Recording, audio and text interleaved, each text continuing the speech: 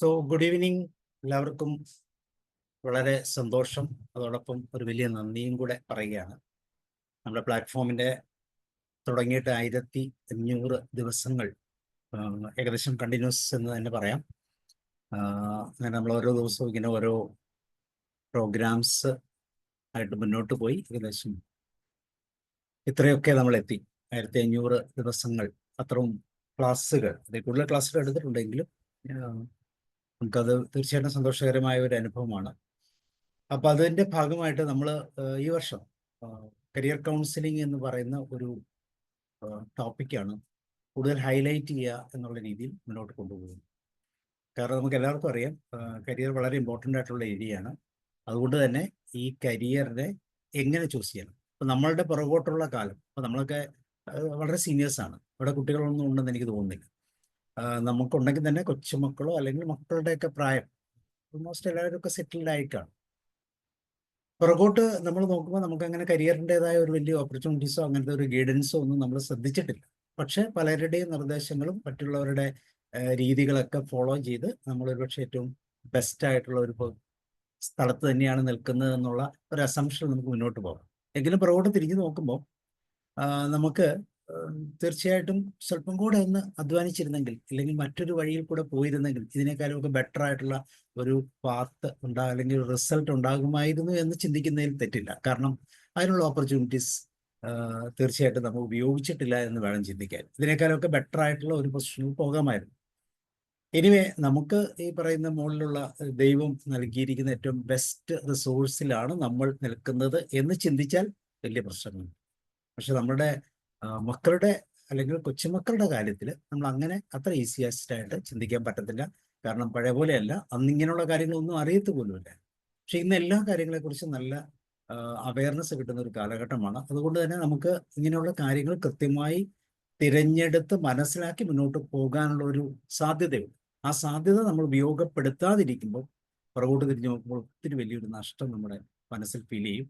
അത് വരാതിരിക്കാൻ തീർച്ചയായിട്ടും career guidance, career selection guidance അല്ലെങ്കിൽ കരിയർ സെലക്ഷൻ കൗൺസിലിംഗ് എന്ന് പറയുന്ന ഒരു പ്രോസസ്സ് വളരെ അത്യാവശ്യമാണ് ഈ കാലഘട്ടങ്ങളിൽ. കാരണം ഇത് വളരെ ഫാസ്റ്റാണ്, കോമ്പറ്റേറ്റീവ് എൻവയോൺമെൻ്റ് ആണ്. നമ്മളെ പോലെ ട്രഡീഷണൽ ആയിട്ടുള്ള ജോലികളല്ല ഇപ്പോൾ അധികം പ്രിഫർ ചെയ്യുന്നത്. പ്രത്യേകിച്ച് യങ്സ്റ്റേഴ്സ്, നമ്മുടെ ന്യൂ ജനറേഷൻ പ്രിഫർ ചെയ്യുന്നത് അവർ കൂടുതൽ സ്പോണ്ടേനിയസ് ആയിട്ടുള്ള പുതിയ ന്യൂ ജനറേഷൻ ടൈപ്പിലുള്ള കോഴ്സുകളാണ് പ്രിഫർ ചെയ്യുന്നത്. അപ്പോൾ ആ കോഴ്സുകളിലേക്ക് പോകാൻ നമ്മുടെ കപ്പാസിറ്റി നമ്മൾ ശ്രദ്ധിക്കേണ്ട കാര്യം ഇതാണ്. നമ്മുടെയാണ് മക്കൾ, നമുക്കില്ലാത്ത കപ്പാസിറ്റി കുട്ടികൾക്ക് ഉണ്ടാകണം എന്നൊക്കെ ചിന്തിക്കുന്ന അത്ര ശരിയായ ഒരു കാര്യമില്ല.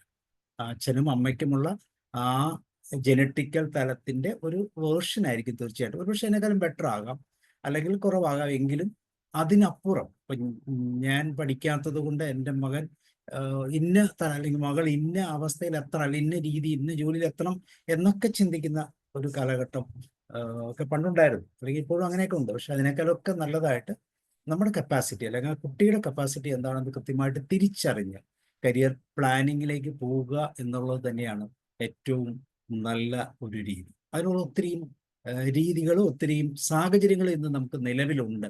ആ നിലവിലുള്ള സാഹചര്യങ്ങളെ കൃത്യമായിട്ട് ഉപയോഗിക്കുക. ഒരുപക്ഷെ നമ്മൾ യൂട്യൂബിലൂടെ ഒക്കെ നോക്കിക്കഴിഞ്ഞാൽ ഇഷ്ടം പോലെ ക്ലാസ്സുകൾ ഇതിനെക്കുറിച്ചുണ്ട്. ആ ക്ലാസ്സുകൾ കേട്ട് നമ്മൾ ഏതെടുക്കണം എന്നുള്ള കൺഫ്യൂഷനിലായി പോകാനുള്ള സാധ്യത പോലുണ്ട്. പക്ഷെ ഇവിടെ എന്തൊക്കെയാണ് ഏറ്റവും പ്രാധാന്യത്തോടു കൂടി നമ്മൾ ശ്രദ്ധിക്കേണ്ടത് എന്നുള്ള ഏറ്റവും പ്രിലിമിനറി ആയിട്ടുള്ള ഒരു ഏരിയയാണ് ഇന്ന് നമ്മൾ ഡിസ്കസ് ചെയ്യുന്നത്. Why career planning is needed. തീർച്ചയായും കരിയർ പ്ലാനിങ് വേണം. പക്ഷെ അത് എന്തുകൊണ്ട്, അല്ലെങ്കിൽ എന്താണ് ആ കരിയർ പ്ലാനിങ്ങിൻ്റെ പ്രത്യേകത, എങ്ങനെയാണ് അതിനെ ചൂസ് ചെയ്യേണ്ടത് എന്നുള്ള ആ ഒരു വിഷയമാണ് ഇന്ന് നമ്മൾ ഒന്ന് ഡിസ്കസ് ചെയ്ത് ഏറ്റവും ബേസിക് ആണെന്ന് തന്നെ വിചാരിച്ചുകൊണ്ട് നമുക്ക് മുന്നോട്ട് പോകാം.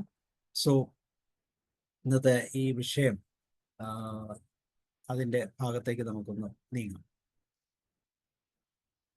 കരിയറിനെ കുറിച്ച് നമ്മൾ പറയുമ്പോൾ ഏറ്റവും ശ്രദ്ധിക്കേണ്ട ഒരു പോയിന്റ്, എന്തുകൊണ്ട് കരിയർ പ്ലാനിങ് അല്ലെങ്കിൽ വൈ ഇറ്റ് ഈസ് നീഡഡ് എന്നൊരു ചോദ്യം ചോദിക്കുമ്പോൾ ഏറ്റവും ആദ്യം നമ്മൾക്ക് ചിന്തിക്കേണ്ട ഒരു വിഷയം എന്ന് പറഞ്ഞാൽ എങ്ങനെയാണ്, നമുക്ക് ആവറേജ് ഒരു 75 വയസ്സ് വരെ നമ്മൾ ജീവിക്കുമെന്ന് വിചാരിക്കുക.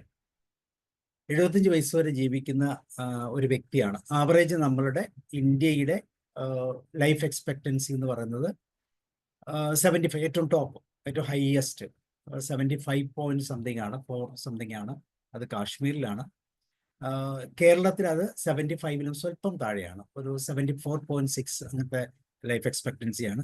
ഒരു ആവറേജ് എന്ന് വെച്ചാൽ ഒരു 64 ഒക്കെയാണ്. ഓക്കെ, നമുക്ക് 75 എന്ന് വിചാരിക്കാം.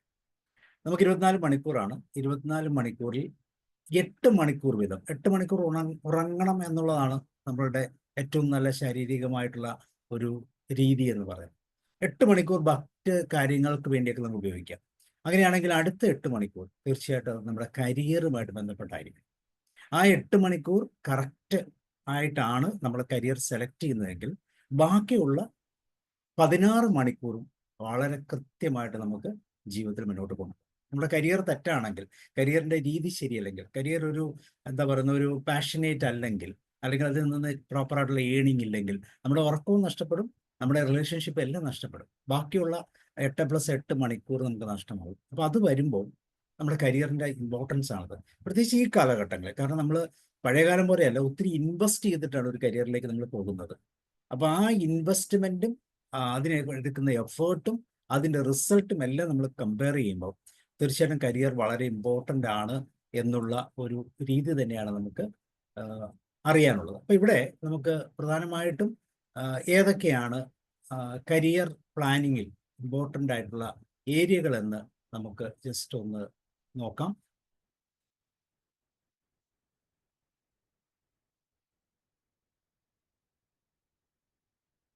യെസ്, സ്ക്രീൻ കാണാമല്ലോ അല്ലേ സാറേ? Yes, okay. ഇവിടെ ഞാൻ പറയുന്നത് 4 P's ഇൻ കരിയർ പ്ലാനിങ് ആണ്. 4 P, പിയിൽ തുടങ്ങുന്ന 4 വാക്കുകൾ. ഒന്ന് ഗസ് ചെയ്യാമോ? 4 P's ഇൻ കരിയർ പ്ലാനിങ് ആർക്കെങ്കിലും? ഏറ്റവും പ്രധാനപ്പെട്ട, നെറ്റിലൊക്കെ അടിച്ചു കഴിഞ്ഞാൽ കാണാം. പക്ഷേ നെറ്റിൽ അടിച്ചാൽ കിട്ടുന്നതിന് വ്യത്യസ്തമായ രീതിയിലുള്ള ഒരു പാറ്റേൺ ആണ് ഞാൻ ഇവിടെ ഉപയോഗിക്കുന്നത്. ഒന്ന് പറയാമോ? ഒരു ഗസ്, ഒരു wild guess. Preparation. Yes, preparation. Yes, അടുത്തത് വേറെ ആർക്കെങ്കിലും? പാഷൻ. Yes, passion. യെസ്, പിന്നെ എന്താണ്? ഓക്കെ, എനിവേ, അപ്പോൾ നമുക്ക് മുന്നോട്ട് പോകാം. രണ്ടും ഓക്കെയാണ്. പക്ഷേ എൻ്റെ ഫസ്റ്റ് എന്ന് പറഞ്ഞ പാഷൻ തന്നെയാണ്. സോ ഇവിടെ 4 P's ഇൻ കരിയർ പ്ലാനിങ്ങിൽ ഞാൻ അസസ് ചെയ്തിരിക്കുന്ന 4 പോയിന്റ്സ് ഇതൊക്കെയാണ്. ഒന്ന്, പാഷൻ. പാഷനേറ്റ് ആയിട്ടുള്ള ഒരു കരിയർ ആണോ? 2, പേഴ്സണാലിറ്റി. കാരണം നമ്മുടെ ഇന്നർ പേഴ്സണാലിറ്റിയാണ് നമ്മളെ ഏറ്റവും സ്യൂട്ടബിൾ ആയിട്ടുള്ള ഒരു കരിയറിലേക്ക് കൊണ്ടെത്തിക്കുന്നത്. അപ്പോൾ ആ പേഴ്സണാലിറ്റിക്ക് വിരോധമായിട്ടുള്ള ഒരു കരിയർ പെർസ്പെക്റ്റീവ് ആണ് നമ്മൾ സ്വീകരിക്കുന്നതെങ്കിൽ തീർച്ചയായിട്ടും അതൊരു പ്രോബ്ലം വരും. ഇപ്പോൾ personality is another point. And another is possibilities. എന്തൊക്കെയാണ് നമ്മൾ പോസിബിലിറ്റീസ്? നമ്മളുടെ ചുറ്റുപാടുകളിൽ നമുക്ക് അറ്റൈൻ ചെയ്ത് അല്ലെങ്കിൽ സ്വീകരിക്കാം. ഇപ്പോൾ എൻ്റെ തൊട്ട് മുമ്പിൽ ഒരു NIT ഉണ്ട്, എൻ്റെ തൊട്ട് മുമ്പിൽ IIT ഉണ്ട്, കുറേ എഞ്ചിനീയറിംഗ് കോളേജ് ഉണ്ട്. അപ്പോൾ ഇവിടെ പോസിബിലിറ്റീസിൻ്റെ ഒരു തലം നമുക്ക് ചിന്തിക്കാം. പോസിബിലിറ്റീസ്, അതുപോലെ തന്നെ പ്രയോറിറ്റീസ്. ഒത്തിരി ഓപ്ഷൻസ് ഉണ്ട്, അതിൽ നിന്ന് പ്രയോറിറ്റി. അപ്പോൾ ഈ 4 P's കൃത്യമായിട്ട് നമ്മൾ നമ്മുടെ ലൈഫിലൊന്ന് കണക്ട് ചെയ്യുക, അല്ലെങ്കിൽ ഈ പറയുന്ന ആസ്പിരൻറ്റിൻ്റെ ലൈഫിലൊന്ന് കണക്ട് ചെയ്ത് കഴിഞ്ഞാൽ തീർച്ചയായിട്ടും മുന്നോട്ട് പോകുമ്പോൾ കരിയർ പ്ലാനിങ് ഏറ്റവും ക്രിയാത്മകമായ രീതിയിൽ നമുക്ക് മുന്നോട്ട് കൊണ്ടുപോകാൻ പറ്റും എന്നാണ് മനസ്സിലാക്കുന്നത്. അപ്പോൾ ആദ്യത്തെ ഏരിയ നമുക്ക് നോക്കാം. What is passion? പാഷൻ എന്ന് പറയുമ്പോൾ തന്നെ അത് അഭിനിവേശം എന്ന് പറയുന്ന വാക്കുമായിട്ടാണ് അത് കണക്ട് ചെയ്തത്. വിജയകരമായ ഒരു കരിയർ അത് ആസൂത്രണം ചെയ്ത് തീർച്ചയായിട്ടും പാഷൻ വേണം, നമുക്കറിയാം. പക്ഷേ ഇന്ന് നമുക്ക് നമ്മുടെ പാഷൻ എന്താണെന്ന് അറിയാമോ? തീർച്ചയായിട്ടും നമ്മൾ പാഷൻ കണ്ടെത്തുന്നത് ഒരു പർട്ടിക്കുലർ ഏജിന് ശേഷം പുറകോട്ട് നോക്കുമ്പോഴാണ്. തുടക്കത്തിലെ പാഷനേറ്റ് ആയിട്ട് മുന്നോട്ട് പോയിട്ടുള്ള ആളുകൾ വളരെ കുറവാണ്. പക്ഷേ ആളുകളെ നമുക്കറിയാം. പാഷൻ ആസ് കരിയർ, പാഷൻ തന്നെ കരിയറായിട്ട് ചൂസ് ചെയ്ത ഒത്തിരി ആളുകളുണ്ട്. അവരെല്ലാം പാഷനേറ്റ് ആണെന്ന് പറയാം. പക്ഷെ പലപ്പോഴും നമ്മൾ സന്തോഷം കണ്ടെത്തുന്നത് ജോലിയിൽ നിന്നല്ല, മറ്റു പല കാര്യങ്ങളിൽ നിന്ന്. Plan A, plan B, plan C എന്നൊക്കെ പറയുന്ന പോലെ പ്ലാൻ എയിൽ തന്നെ സാമ്പത്തികവും സന്തോഷവും അതുപോലെ തന്നെ മുന്നോട്ട് പോകാനുള്ള ആ താല്പര്യം എല്ലാം കണ്ടെത്തുന്ന ആ ഒരു രീതി ഉണ്ടെങ്കിൽ അത് പ്ലാൻ എയിൽ തന്നെ. പ്ലാൻ B ഉപയോഗിച്ചിട്ടാണ് ബാക്കിയുള്ള സന്തോഷം ഒക്കെ കിട്ടുന്നതെങ്കിൽ തീർച്ചയായിട്ടും അത് ഒരു പാഷനേറ്റ് ആണെന്ന് പറയാൻ പറ്റത്തില്ല. അപ്പോൾ ഇവിടെ വിജയകരമായ ഒരു കരിയറിന് തീർച്ചയായിട്ടും പാഷൻ ആവശ്യമാണ്. നമ്മൾ ഇഷ്ടപ്പെടുന്നതും ആവേശത്തോടെ ചെയ്യാൻ ആഗ്രഹിക്കുന്നു. ജോലിയിൽ മതിമറന്ന് ചെയ്യും, സമയം 8 മണിക്കൂറൊന്നും അറിയുന്നില്ല. അങ്ങനെ വരുന്ന തികച്ചും സംതൃപ്തമായ ഒരു അവസ്ഥയിലേക്ക് നമുക്ക് പോകാൻ പറ്റുന്ന ഒരു സാഹചര്യമാണ് ഇവിടെ നമ്മൾ പാഷനേറ്റ് എന്ന് പറയുന്നത്. അപ്പോൾ പാഷൻ വളരെ ഇമ്പോർട്ടൻ്റ് ആയിട്ടുള്ള ഒരു ഏരിയ ആണ്. അടുത്ത അതിനെക്കുറിച്ച് തന്നെ നമുക്കൊന്നും കൂടെ ഡീറ്റെയിൽ ആയിട്ട് ചിന്തിച്ചാൽ, പാഷൻ എന്തുകൊണ്ടാണ് പ്രാധാന്യം? മാനസിക സംതൃപ്തി. നമ്മൾ ജോലി ചെയ്യുമ്പോൾ തീർച്ചയായും നമ്മൾ ടയർഡാവും. ടയർഡാകുക എന്ന് വെച്ചാൽ പഴയ കാലത്തെ ജോലി എന്ന് വെച്ചാൽ ശാരീരികമായി ടയർഡാകും. ഇന്ന് അങ്ങനെയല്ല, നമ്മൾ മാനസികമായി ടയർഡാകും. പക്ഷെ ഈ മനസ്സിന്റെ ക്ഷീണവും ശരീരത്തിൻ്റെ മനസ്സിന്റെ ക്ഷീണത്തിനൊക്കെ അപ്പുറത്ത് ആ ജോലി ചെയ്യാനുള്ള ഒരു താല്പര്യം, ഇഷ്ടമുള്ള ജോലി ക്ഷീണം കുറയ്ക്കുകയും സന്തോഷം നൽകുകയും ചെയ്യും, അല്ലെ? പ്രകടനം മെച്ചപ്പെടുത്തും. പാഷൻ ഉള്ളപ്പോൾ സ്വയം മെച്ചപ്പെടുത്തിയ ഓരോ സ്റ്റേജും നമ്മൾ വീണ്ടും വീണ്ടും മെച്ചപ്പെടുത്തിയാണ് പോകുന്നത്. ഈ ഓരോ സ്റ്റേജും നമുക്ക് ഇൻക്രിമെന്റ് ആണ്, സന്തോഷത്തോട് കൂടിയിട്ടുള്ള ഒരു പുതിയ. ഇപ്പൊ നമ്മളൊരു സിനിമ കഴിഞ്ഞിട്ട് മറ്റൊരു സിനിമ ചെയ്യുന്ന ഒരു ഡയറക്ടറെ സംബന്ധിച്ചോളം അദ്ദേഹത്തിന്റെ ഒരു സിനിമയിൽ എത്ര ബുദ്ധിമുട്ടുണ്ടെങ്കിലും പാഷനേറ്റ് ആണ്. അതിൽ നിന്ന് ഊർജ്ജം ഉൾക്കൊണ്ടാണ് അടുത്തതിലേക്ക് പോകുന്നത്. അല്ലെങ്കിൽ ഒരു പാട്ട് പാടുന്ന ഒരു വ്യക്തി. അപ്പൊ ഇതാണ് ഞാൻ പാഷനും പ്രൊഫഷനും ഒന്നായിട്ട് എടുക്കുന്ന ആ ഒരു കാറ്റഗറിയിലൊക്കെ തീർച്ചയായിട്ടും അങ്ങനെ ഒരു സാധ്യത. ദൈർഘ്യമുള്ള വിജയം. പണത്തിന് മാത്രം ജോലി ചെയ്യുന്നവർക്ക് തൃപ്തി കുറയും. അപ്പൊ പണം മാത്രമാണ് ഫോക്കസ്. അത് ഞാൻ പ്ലാൻ ചെയ്യാന്ന് പറയുന്നതാണ്. പണത്തിന് വേണ്ടി ജോലി ചെയ്യാന്ന് വെച്ചാൽ പ്ലാൻ ചെയ്യാണ്. പക്ഷെ സന്തോഷം കണ്ടെത്താൻ എന്ത് ചെയ്യണം? വീണ്ടും നമ്മൾ പാഷനേറ്റ് ആയിട്ടുള്ള മറ്റേതെങ്കിലും ഒരു തലത്തിലേക്ക് പോകേണ്ടി വരും. അപ്പം ഇതാണ് പാഷൻ കൊണ്ടുള്ള ഒരു പ്രത്യേകത, അല്ലെങ്കിൽ എന്തുകൊണ്ട് പാഷൻ പ്രധാനപ്പെട്ടത്. ഇനി ഇതെങ്ങനെ തിരിച്ചറിയാം? നിങ്ങൾക്ക് സ്വാഭാവികമായി ഇഷ്ടമുള്ള വിഷയങ്ങൾ, പ്രവർത്തനങ്ങൾ ഏതൊക്കെയാണ് നമ്മൾ തന്നെ കണ്ടെത്തുക. എന്ത് ചെയ്യുമ്പോഴാണ്? ഫോർ എക്സാമ്പിൾ പറയാം, നമ്മുടെ കുട്ടികൾ സപ്പോസ് മാത്സ് ചെയ്യാൻ വളരെ ഇഷ്ടമാണ്. 10 മാർക്ക് അല്ലെങ്കിൽ ഒരു ക്ലാസ് ടെസ്റ്റിന് വേണ്ടി 25 മാർക്കിന് വേണ്ടി മാത്സ് പഠിക്കാൻ 2 മണിക്കൂർ മതി, അല്ലെങ്കിൽ ഒരു ദിവസം മതിയെങ്കിൽ അതേ സമയം അതേ പരീക്ഷ, ഫിസിക്സിന്റെ പരീക്ഷ ചെയ്യാൻ ചിലപ്പോൾ 4 ദിവസം ഉപയോഗിക്കും. അപ്പൊ 4 ദിവസം ഉപയോഗിച്ച് കഷ്ടപ്പെട്ടിട്ടാണ് ഈ പറയുന്ന 25 മാർക്കിന്റെ പരീക്ഷ എഴുതുന്നതെങ്കിൽ അവിടെ പാഷനേറ്റ് ആണെന്ന് പറയാൻ പറ്റത്തില്ല. പക്ഷെ മാത്സിനെ സംബന്ധിച്ചോളം ഒറ്റ ദിവസം കൊണ്ട് അത് കംപ്ലീറ്റ് ചെയ്യാൻ പറ്റും. ദാറ്റ് മീൻസ് മാത്സിനെ സംബന്ധിച്ചോളം പാഷനേറ്റ്. അപ്പൊ പാഷനേറ്റ് ആയ വിഷയങ്ങൾ സ്വാഭാവികമായി ഇഷ്ടമുള്ള വിഷയങ്ങളെ കണ്ടെത്തി അത് മനസ്സിലാക്കാൻ പറ്റും. അതുപോലെ പ്രവർത്തികൾ, ഏത് ജോലി ചെയ്യുമ്പോഴാണ് സമയം മറന്നു പോകും, സമയം പോലും അറിയാതെ, സമയം പോയത് അറിഞ്ഞതേ ഇല്ല എന്ന് നമ്മൾ പലപ്പോഴും പറയാറുണ്ട്. അത് ഏത് ജോലി ചെയ്യുമ്പോഴാണ്. അതുപോലെ ആരെങ്കിലും പണം നൽകിയാലും നിരാകരിക്കാത്ത ഹോബികൾ, വിനോദങ്ങളുണ്ടോ? പണത്തിന് വേണ്ടിയൊന്നുമല്ല, ഇതൊരു സോഷ്യൽ സർവീസ് എന്നൊക്കെ പറയുന്ന പോലെ നമുക്ക് അതൊരു പാഷൻ, നമുക്ക് വേണ്ട സന്തോഷത്തോടെ ചെയ്യാം. അപ്പൊ ഇങ്ങനെയുള്ള കാര്യങ്ങൾ കൃത്യമായിട്ട് തിരിച്ചറിയാം. നമ്മൾ തിരിച്ചറിയുക എന്നുള്ളതിനേക്കാൾ മാതാപിതാക്കൾ കുട്ടികളുടെ പാഷന് തിരിച്ചറിയാം. അതിനുള്ള ചെറിയ ചോദ്യങ്ങളോ ചെറിയ ചെറിയ ഇഷ്ടമുള്ള വിഷയങ്ങളോ ഒക്കെ അവർക്ക് കൊടുക്കുമ്പോൾ കുട്ടികൾ, അതുപോലെ അധ്യാപകർക്കും അതുപോലെ പേരൻസും, മാതാപിതാക്കളും കുട്ടികളുടെ പാഷനായിട്ടുള്ള ഈ വിഷയങ്ങൾ ഏതാണെന്ന് തിരിയണം. ഇപ്പൊ എല്ലാവരും പറയും എല്ലാവർക്കും A+ ആണ്, അല്ലെങ്കിൽ എല്ലാ വിഷയങ്ങൾക്കും A+ ആണ്. പാഷൻ എന്താണ് അറിയില്ല. അപ്പൊ നമ്മൾ അതിനെ വീണ്ടും അനലൈസ് ചെയ്യണം. ഏത് സബ്ജക്റ്റ് പഠിക്കുമ്പോഴാണ് പാഷനേറ്റ് ആയിട്ട് വരുന്നത്, അല്ലെങ്കിൽ ഏത് പ്രവൃത്തി ചെയ്യുമ്പോഴാണ്, ഏത് കാര്യത്തിൽ ഏർപ്പെടുമ്പോഴാണ് ഈ രീതിയിൽ മതിമറന്ന് ചെയ്യാൻ പറ്റും. ഇവിടെയാണ് നമ്മൾ പാഷനെ തിരിച്ചറിയുന്ന മെക്കാനിസം ഉപയോഗിക്കുക. പാഷനും കരിയറും എങ്ങനെ ബാലൻസ് ചെയ്യും? കരിയർ പാഷനെ അല്ലെങ്കിൽ പാഷനേറ്റ് ആയിട്ട് കരിയറിൽ കൂടെ പോകുമ്പോൾ നമുക്ക് ഔട്ട്പുട്ട് വളരെ കൃത്യമാണ് എങ്കിൽ അതിനെക്കുറിച്ച് നമ്മൾ നോക്കുക. നമ്മളുടെ ഏത് ജോലി ചെയ്യുമ്പോൾ അല്ലെങ്കിൽ ഏത് രീതിയിൽ മുന്നോട്ട് പോകുമ്പോഴാണ് നമ്മളുടെ പാഷനും കരിയറും തമ്മിൽ ബാലൻസ്ഡ് ആവും. ഇത് രണ്ടും കൂടെ സൈഡ് ബൈ സൈഡായിട്ട് പോവുകയാണ്. രണ്ടിൻ്റെയും റിസൾട്ട് നമുക്ക് ഔട്ട്പുട്ടായിട്ട് കിട്ടുകയാണ്. അപ്പോൾ ആ മേഖലകൾ കൃത്യമായിട്ട് തരും. ഉദാഹരണം, സംഗീതം ഇഷ്ടമാണെങ്കിൽ സൗണ്ട് എഞ്ചിനീയറിംഗ്, മ്യൂസിക് തെറാപ്പി, അങ്ങനെയുള്ള കാര്യങ്ങളൊക്കെ നമുക്ക് ഉപയോഗിക്കാം സംഗീതം ഇഷ്ടമാണെങ്കിൽ. അതുപോലെ അഭിനയം ഇഷ്ടമാണെങ്കിൽ അങ്ങനെയുള്ള കാര്യം, നൃത്തം ഇഷ്ടമാണെങ്കിൽ അങ്ങനെയുള്ള. അപ്പം ഇങ്ങനെ ഏതിലാണോ നമ്മുടെ പാഷൻ, അതുകൊണ്ടാണ് ഒരുപക്ഷെ നമ്മൾ ശ്രദ്ധിച്ചു നോക്കിയാൽ സ്കൂളിലൊക്കെ പലപ്പോഴും പലതരത്തിലുള്ള എക്സ്ട്രാ കരിക്കുലർ ആക്ടിവിറ്റീസ് ഇഷ്ടംപോലെ കൊടുക്കും. 10 24 എക്സ്ട്രാ കരിക്കുലർ ആക്ടിവിറ്റി കാണും. യോഗ കാണും, ഡാൻസ് കാണും, കരാട്ട കാണും, ജൂഡോ കാണും. ഇതിലൊക്കെ കുട്ടികൾ മാറി മാറി പങ്കെടുക്കും. ചില കുട്ടികൾക്ക് പാഷനേറ്റ് ആയി ആ പർട്ടിക്കുലർ കരിയർ ആ പർട്ടിക്കുലർ ആക്ടിവിറ്റി ആയിട്ട് മുന്നോട്ട് പോകാനുള്ള ഒരു സാധ്യത അവിടെ തുറന്നു കൊടുക്കുകയാണ്. അപ്പോൾ സ്കിൽ ഡെവലപ്പ് ചെയ്യും. അപ്പോൾ ഏതാണോ നമ്മുടെ പാഷൻ എന്ന് കണ്ടെത്തിയാൽ അതുമായിട്ട് ബന്ധപ്പെട്ട സ്കില്ലുകൾ ഡെവലപ്പ് ചെയ്യും. അപ്പോൾ നമ്മൾ പാട്ട് നല്ലോണം പാടാൻ അറിയാവുന്ന കുട്ടിയെ പാട്ട് പഠിപ്പിക്കുകയാണ്, അല്ലെങ്കിൽ ഒരു ഓർഗൻ മേടിച്ചു കൊടുക്കും, അല്ലെങ്കിൽ നമ്മളൊരു മ്യൂസിക് ഇൻസ്ട്രുമെന്റ് മേടിച്ചു കൊടുക്കും, അതുമായിട്ട് ബന്ധപ്പെട്ട് മുന്നോട്ട് പോകാനുള്ള. ഇപ്പം സ്പോർട്സുമായി ബന്ധപ്പെട്ട് അങ്ങനെ ഒരു പാഷനേറ്റ് ആയിട്ടൊരു കുട്ടിയാണെങ്കിൽ നമ്മൾ സ്പോർട്സ് സ്കൂളിൽ അവനെ വിടുന്നു, അല്ലെങ്കിൽ അതുപോലുള്ള ആക്ടിവിറ്റീസ്, അല്ലെങ്കിൽ ഇപ്പോൾ സ്പോർട്സിന് പ്രത്യേക ഹോളിഡേ അല്ലെങ്കിൽ വെക്കേഷൻ സമയത്തൊക്കെ ഇങ്ങനെയുള്ള പ്രോഗ്രാമിൽ പങ്കെടുക്കും. അപ്പം ഇതെല്ലാം പാഷനെ കൃത്യമായിട്ട് ഡെവലപ്പ് ചെയ്യാൻ വേണ്ടി നമുക്ക് ഉപയോഗിക്കാവുന്ന ടൂളുകൾ. ഇനി പ്രധാനപ്പെട്ട കരിയർ ഓപ്ഷനുകൾ പാഷനുമായി ബന്ധപ്പെട്ട് ആർട്സ് ആൻഡ് ക്രിയേറ്റിവിറ്റി എന്നൊരു കലകളാണെങ്കിൽ എഴുത്ത്, സിനിമ, ഫോട്ടോഗ്രാഫി, ഡിസൈൻ ഇങ്ങനെയുള്ള കരിയറുകൾ സ്വീകരിക്കാൻ നമുക്ക് സാധിക്കും. അതുപോലെ സയൻസ് ആൻഡ് ടെക്നോളജി, പ്രത്യേകിച്ച് medical, engineering, data science, artificial intelligence ഇങ്ങനെയൊക്കെ വരുന്ന പുതിയ ന്യൂ ജനറേഷൻ ഒക്കെ വരുന്നത് ഈ സയൻസ് ആൻഡ് ടെക്നോളജി ബേസ്ഡ് ആണ്. ഇനി സോഷ്യൽ സർവീസ് ആണ് ഇഷ്ടമെങ്കിൽ നമ്മൾ MSW, കൗൺസിലിംഗ് എന്നൊക്കെ പറയുന്നില്ല, ഡോക്ടർ അല്ലെങ്കിൽ എഞ്ചിനീയർ, കൗൺസിലർ, MSW ഇങ്ങനെയൊക്കെ പറയുന്ന ടീച്ചിങ്, ഇങ്ങനെയുള്ള NGO ഇങ്ങനെയുള്ള ജോലികളൊക്കെ ചെയ്യാനുള്ളൊരു താല്പര്യം അവർക്ക് ബേസിക് ആയിട്ടുണ്ട്. ഒരു ബിസിനസ് ആണെങ്കിൽ എന്റർപ്രണർഷിപ്പ്, മാർക്കറ്റിംഗ് ഇങ്ങനെയുള്ളത്. നല്ലോണം ഇൻട്രാപേഴ്സണൽ കമ്മ്യൂണിക്കേഷൻ ഉണ്ടെങ്കിൽ ഇന്റർപേഴ്സണൽ കമ്മ്യൂണിക്കേഷൻ ഉണ്ടെങ്കിൽ തീർച്ചയായിട്ടും ബിസിനസ്, എന്റർപ്രണർഷിപ്പ് ഇതൊക്കെ ഡെവലപ്പ് ചെയ്യാൻ നമ്മളെ കൊണ്ട് തീർച്ചയായിട്ടും പറ്റും. അപ്പം ഇങ്ങനെയുള്ള പാഷനേറ്റ് ആയിട്ടുള്ള സാഹചര്യങ്ങൾ മനസ്സിലാക്കിയാൽ അതിനനുസരിച്ചുള്ള കരിയർ ഓപ്ഷനുകൾ നമുക്ക് തിരഞ്ഞെടുക്കാൻ എളുപ്പമാണ്. അപ്പോൾ ഒരു കരിയർ നമ്മൾ ചൂസ് ചെയ്യുമ്പോൾ അതിനോട് അസോസിയേറ്റ് ചെയ്ത് ഒരു പാഷൻ ഉണ്ടോ എന്ന് മാതാപിതാക്കളും അധ്യാപകരും ഒക്കെ വിലയിരുത്തുന്നത് എപ്പോഴും നന്നായിരിക്കും. എന്തിലാണ് പാഷൻ എന്ന് നമ്മൾ കൃത്യമായിട്ട് അറിയും.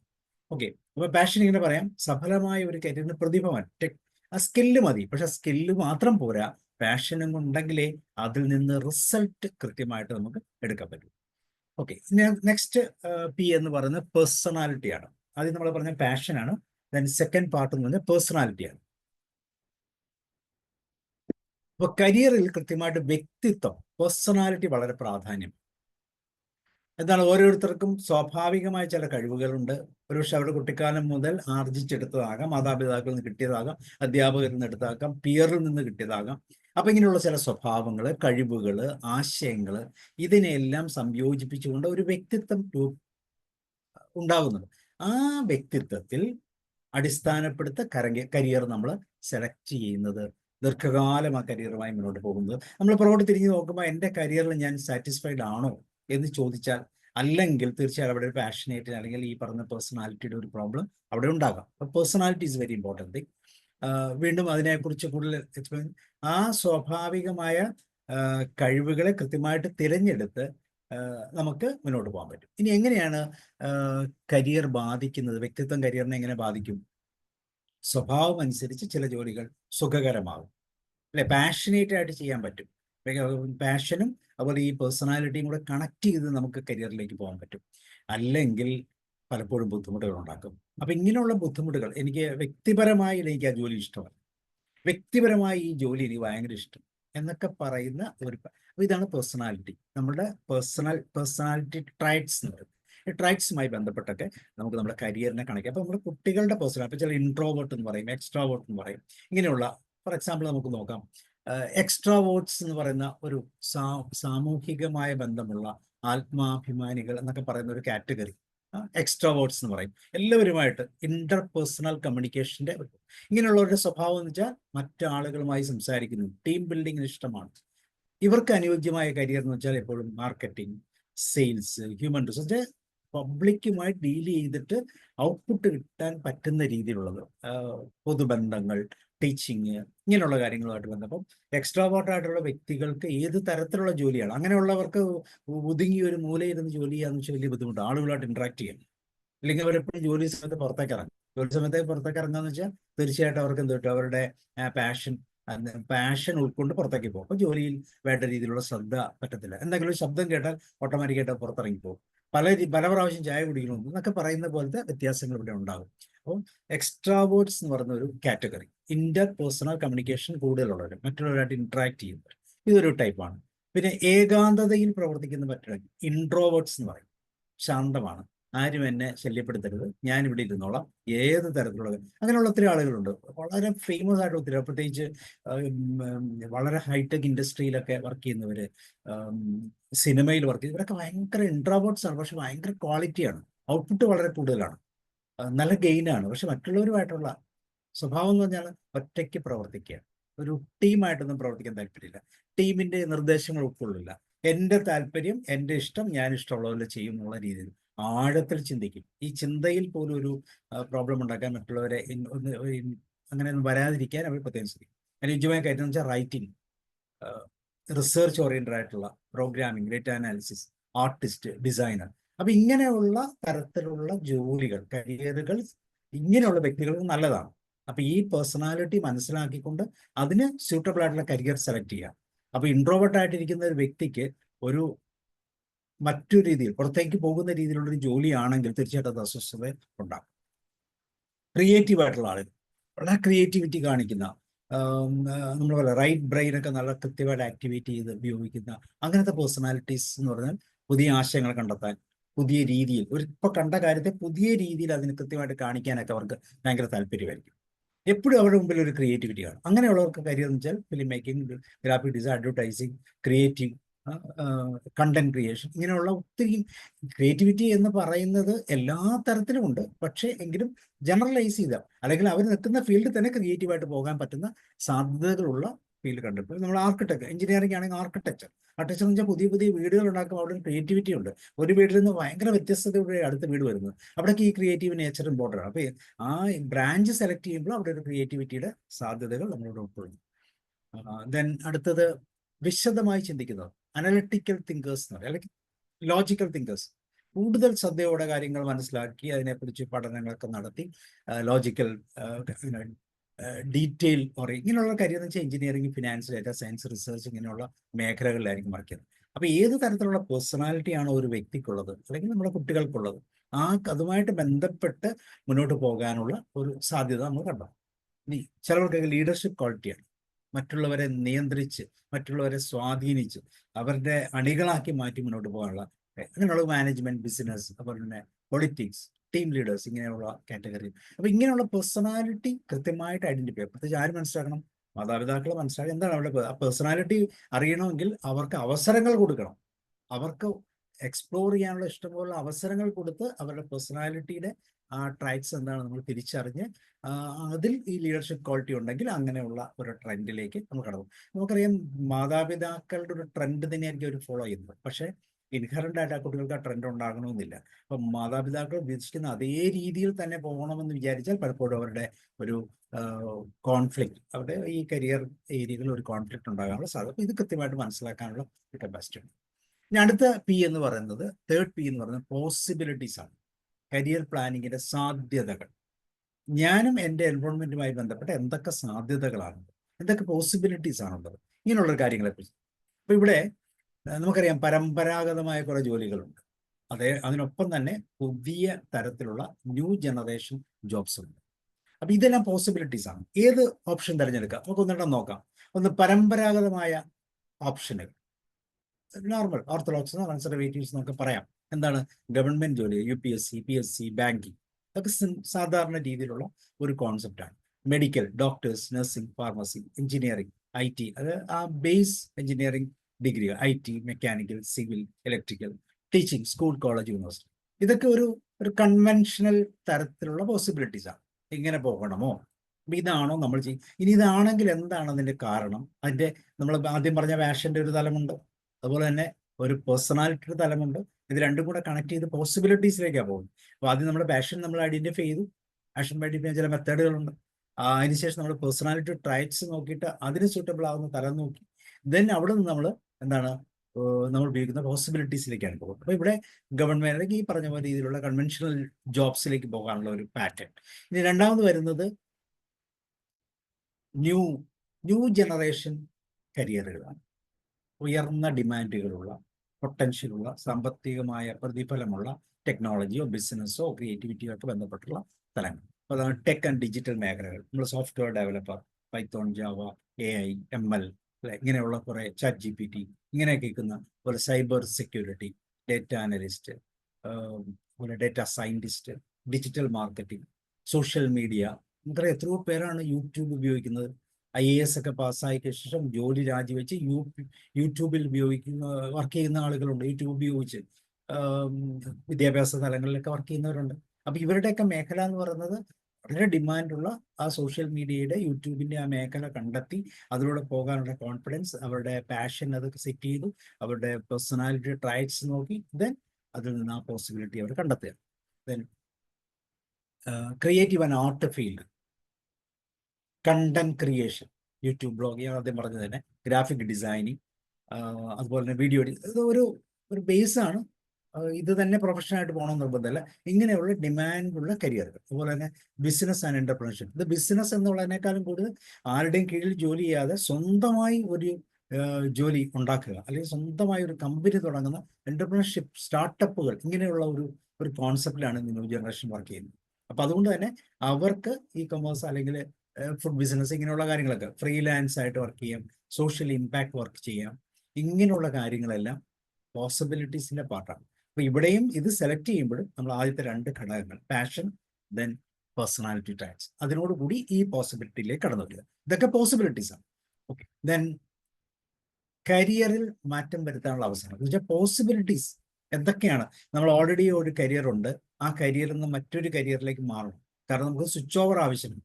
ഇതുവരെ നമ്മൾ എടുത്ത കരിയർ പോരാ, അങ്ങനെയാണെങ്കിൽ പുതിയൊരു കരിയറിലേക്ക് മാറണം, അല്ലെങ്കിൽ ഉള്ള കരിയറിൽ തന്നെ അതിനെ അപ്സ്കിൽ ചെയ്യണം. ഇങ്ങനെയുള്ള ഏരിയകളിലേക്ക് വരുമ്പോൾ നമ്മൾ ചെയ്യുന്ന ചില പോസിബിലിറ്റീസിനെ നമ്മൾ മേക്ക് ചെയ്യുക, ക്രിയേറ്റിംഗ് പോസിബിലിറ്റീസ് എന്ന് പറയും. അപ്പോൾ ഇവിടെ നമ്മൾ എന്ത് ചെയ്യണം, ആ ജോലിയിൽ സന്തുഷ്ടനല്ല, ഉടനെ എന്ത് ചെയ്യണം, പുതിയ ഓപ്ഷൻസ് വേണം, അപ്സ്കിൽ ചെയ്യണം. പുതിയ ഓൺലൈൻ കോഴ്സസ്, യുഡെമി അല്ലെങ്കിൽ കോഴ്സെറ ഉപയോഗിച്ച് പുതിയ റിസർച്ചുകളിലൂടെ പുതിയ നമ്മൾ പറയും സർട്ടിഫിക്കേഷൻസ് എന്നൊക്കെ പറയുന്ന പോലെ പുതിയ സർട്ടിഫിക്കേഷൻസ് കൊടുത്ത് ആ ഇപ്പോൾ ഉള്ള സ്റ്റേറ്റിൽ നിന്ന് കുറച്ചുകൂടെ അപ്ഗ്രേഡ് ചെയ്യുക. അതുപോലെ കരിയർ ഷിഫ്റ്റ്, എഞ്ചിനീയറിൽ നിന്നും മറ്റൊരു തരത്തിലേക്ക് മാറുക. അതുപോലെ തന്നെ പാർട്ട് ടൈം ബിസിനസ്സുകൾ ചെയ്യുക, നമ്മുടെ ജോലിയോട് കൂടെ തന്നെ മറ്റ് ബിസിനസ്സുകളിലേക്ക് കടന്നു പോവുക, അല്ലെങ്കിൽ അസോസിയേറ്റ് ചെയ്ത് പോവുക. ഇങ്ങനെയുള്ള പല ഓപ്ഷൻസ്, പോസിബിലിറ്റീസ് പുതിയത് കണ്ടെത്തുക, ക്രിയേറ്റിംഗ് ന്യൂ പോസിബിലിറ്റീസ്. ദെൻ എങ്ങനെയാണ് ഈ സാധ്യതകൾ തിരഞ്ഞെടുക്കുന്നത് എന്നുള്ളതാണ്. അതിന് കുറേ സ്റ്റെപ്പുകളാണ്. സ്വയം വിലയിരുത്തുക, നമ്മുടെ സ്ട്രെങ്ത്, നമ്മുടെ ഇഷ്ടം, നമ്മുടെ ലക്ഷ്യം, ഇതൊക്കെ വളരെ ഇമ്പോർട്ടൻ്റ് ആണ്. അപ്പൊ ഇതെല്ലാം മനസ്സിലാക്കിക്കൊണ്ട് സ്വയം വിലയിരുത്തുക. നമ്മളെ തന്നെ അസഹുവാമായി എന്നൊരു ചോദ്യം ചോദിക്കുകയാണ്, എൻ്റെ കരിയർ പോസിബിലിറ്റീസ് എന്താണ്, എനിക്ക് എന്തൊക്കെ ചെയ്യാൻ പറ്റും, എന്തൊക്കെയാണ് എൻ്റെ പോസിബിലിറ്റി. നമ്മൾ പലപ്പോഴും കുട്ടികളോട് ചോദിക്കുന്നത് എന്താണ് പഠിക്കുന്നത്, അച്ഛൻ്റെ അമ്മയുടെ ഇഷ്ടമനുസരിച്ച് പഠിക്കുക എന്ന് പറയുന്നത്. അതിന് പകരം ഇന്ന ഓപ്പർച്യൂണിറ്റീസ് ഇന്ന രീതിയിൽ കൂടെ പോയാൽ ഇന്ന സാധ്യതകൾ ഉണ്ട് എന്ന് അനലൈസ് ചെയ്യാൻ പറയണം.